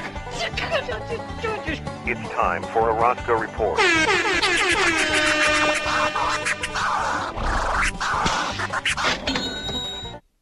All right, you've been playing the live pokers this week? Yep. I've been playing the live and the online pokers. Live and the online? Nice. But, the live is like 20 times the stakes of the online. Yeah, you're playing the bigger game. It's a little bit more important. So, I played a long session on Monday evening, and I sat next to a listener of the show. No way. I have our friend Adrian. Awesome. He knows your brother. Hey, Adrian. So, shout out to Adrian. So this hand is earlier in the session. I have 550-ish behind, and I'm on the button. It's raised to 15 in the middle position. Someone calls in between, and I call on the button with double-suited jacks, Jack, 5-7. So the blinds fold, and the flop is deuce, 3 rainbow. So it checks to me, and I decide to take a stab, and I just bet 30. They end up both peeling, and then the turn is the queen of hearts, and they check to me again, and I figured, maybe they just peeled light on the first street. I think I can represent a deuce at this point. I can, I just feel like they were peeling me light, so I decided to lead again for 75. Okay, so you bet 75 on the turn on the queen ball of the turn. The flop is deuce, 3. The queen of hearts on the turn completes the rainbow. You bet 75. I think you have more deuces in your range than they do. So I don't. Two guys. Are calling? people regularly floating a light out of position in the Edgewater game? It's a good question. Yeah, are they? That's what I would want to know. I guess.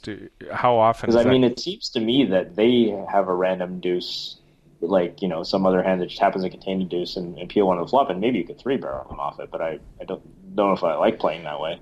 Mm-hmm. You're gonna have to. Yeah. So how often is that a deuce? I guess is the question. How often are they check calling with a deuce there?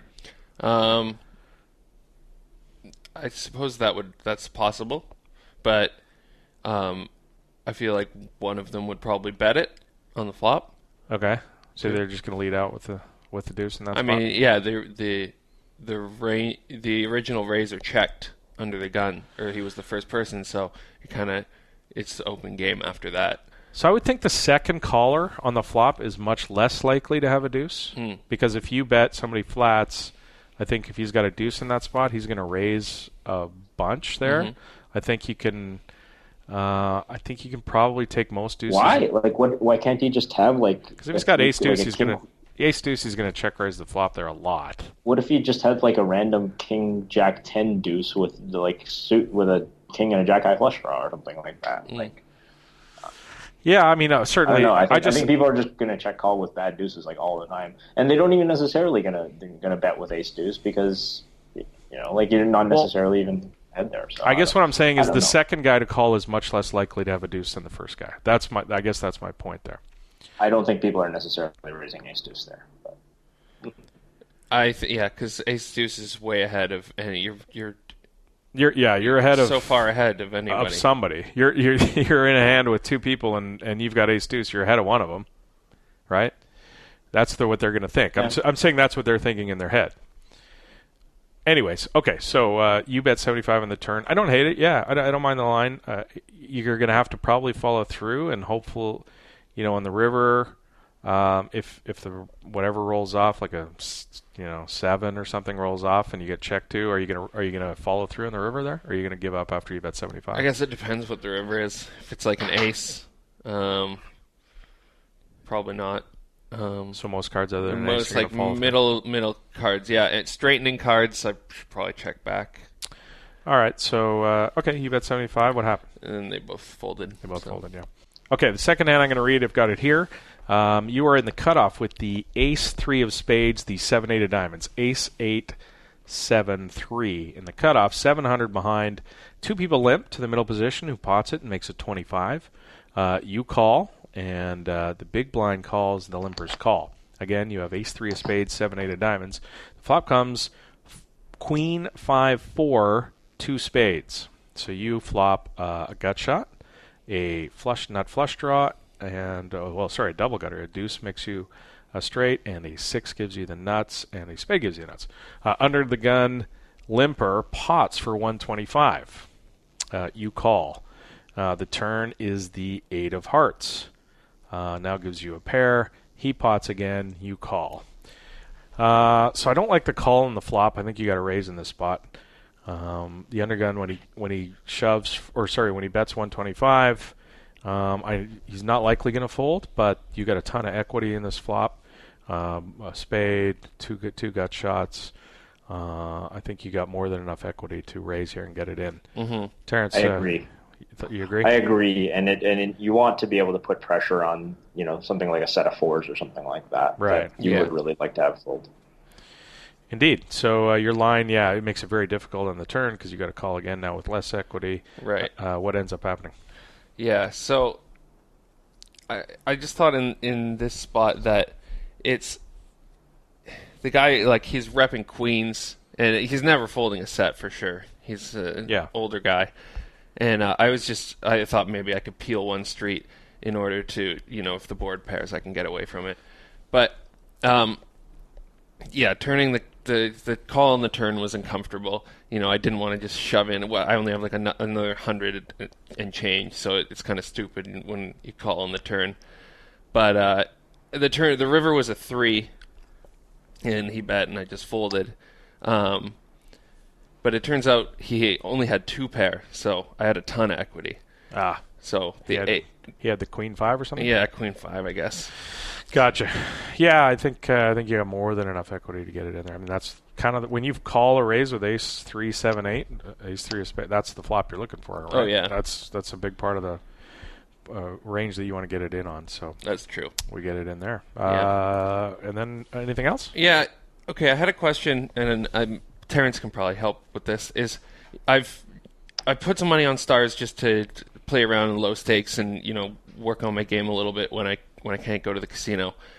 So I've been doing it, and I've started to run it up pretty good. I've done this in the past, and also I've had some downswings in the past. But I've talked to guys who are a lot more experienced and have played higher stakes, and they say that playing 10 cent, 25 cent, and those stakes isn't worth your while because the rake is virtually unbeatable.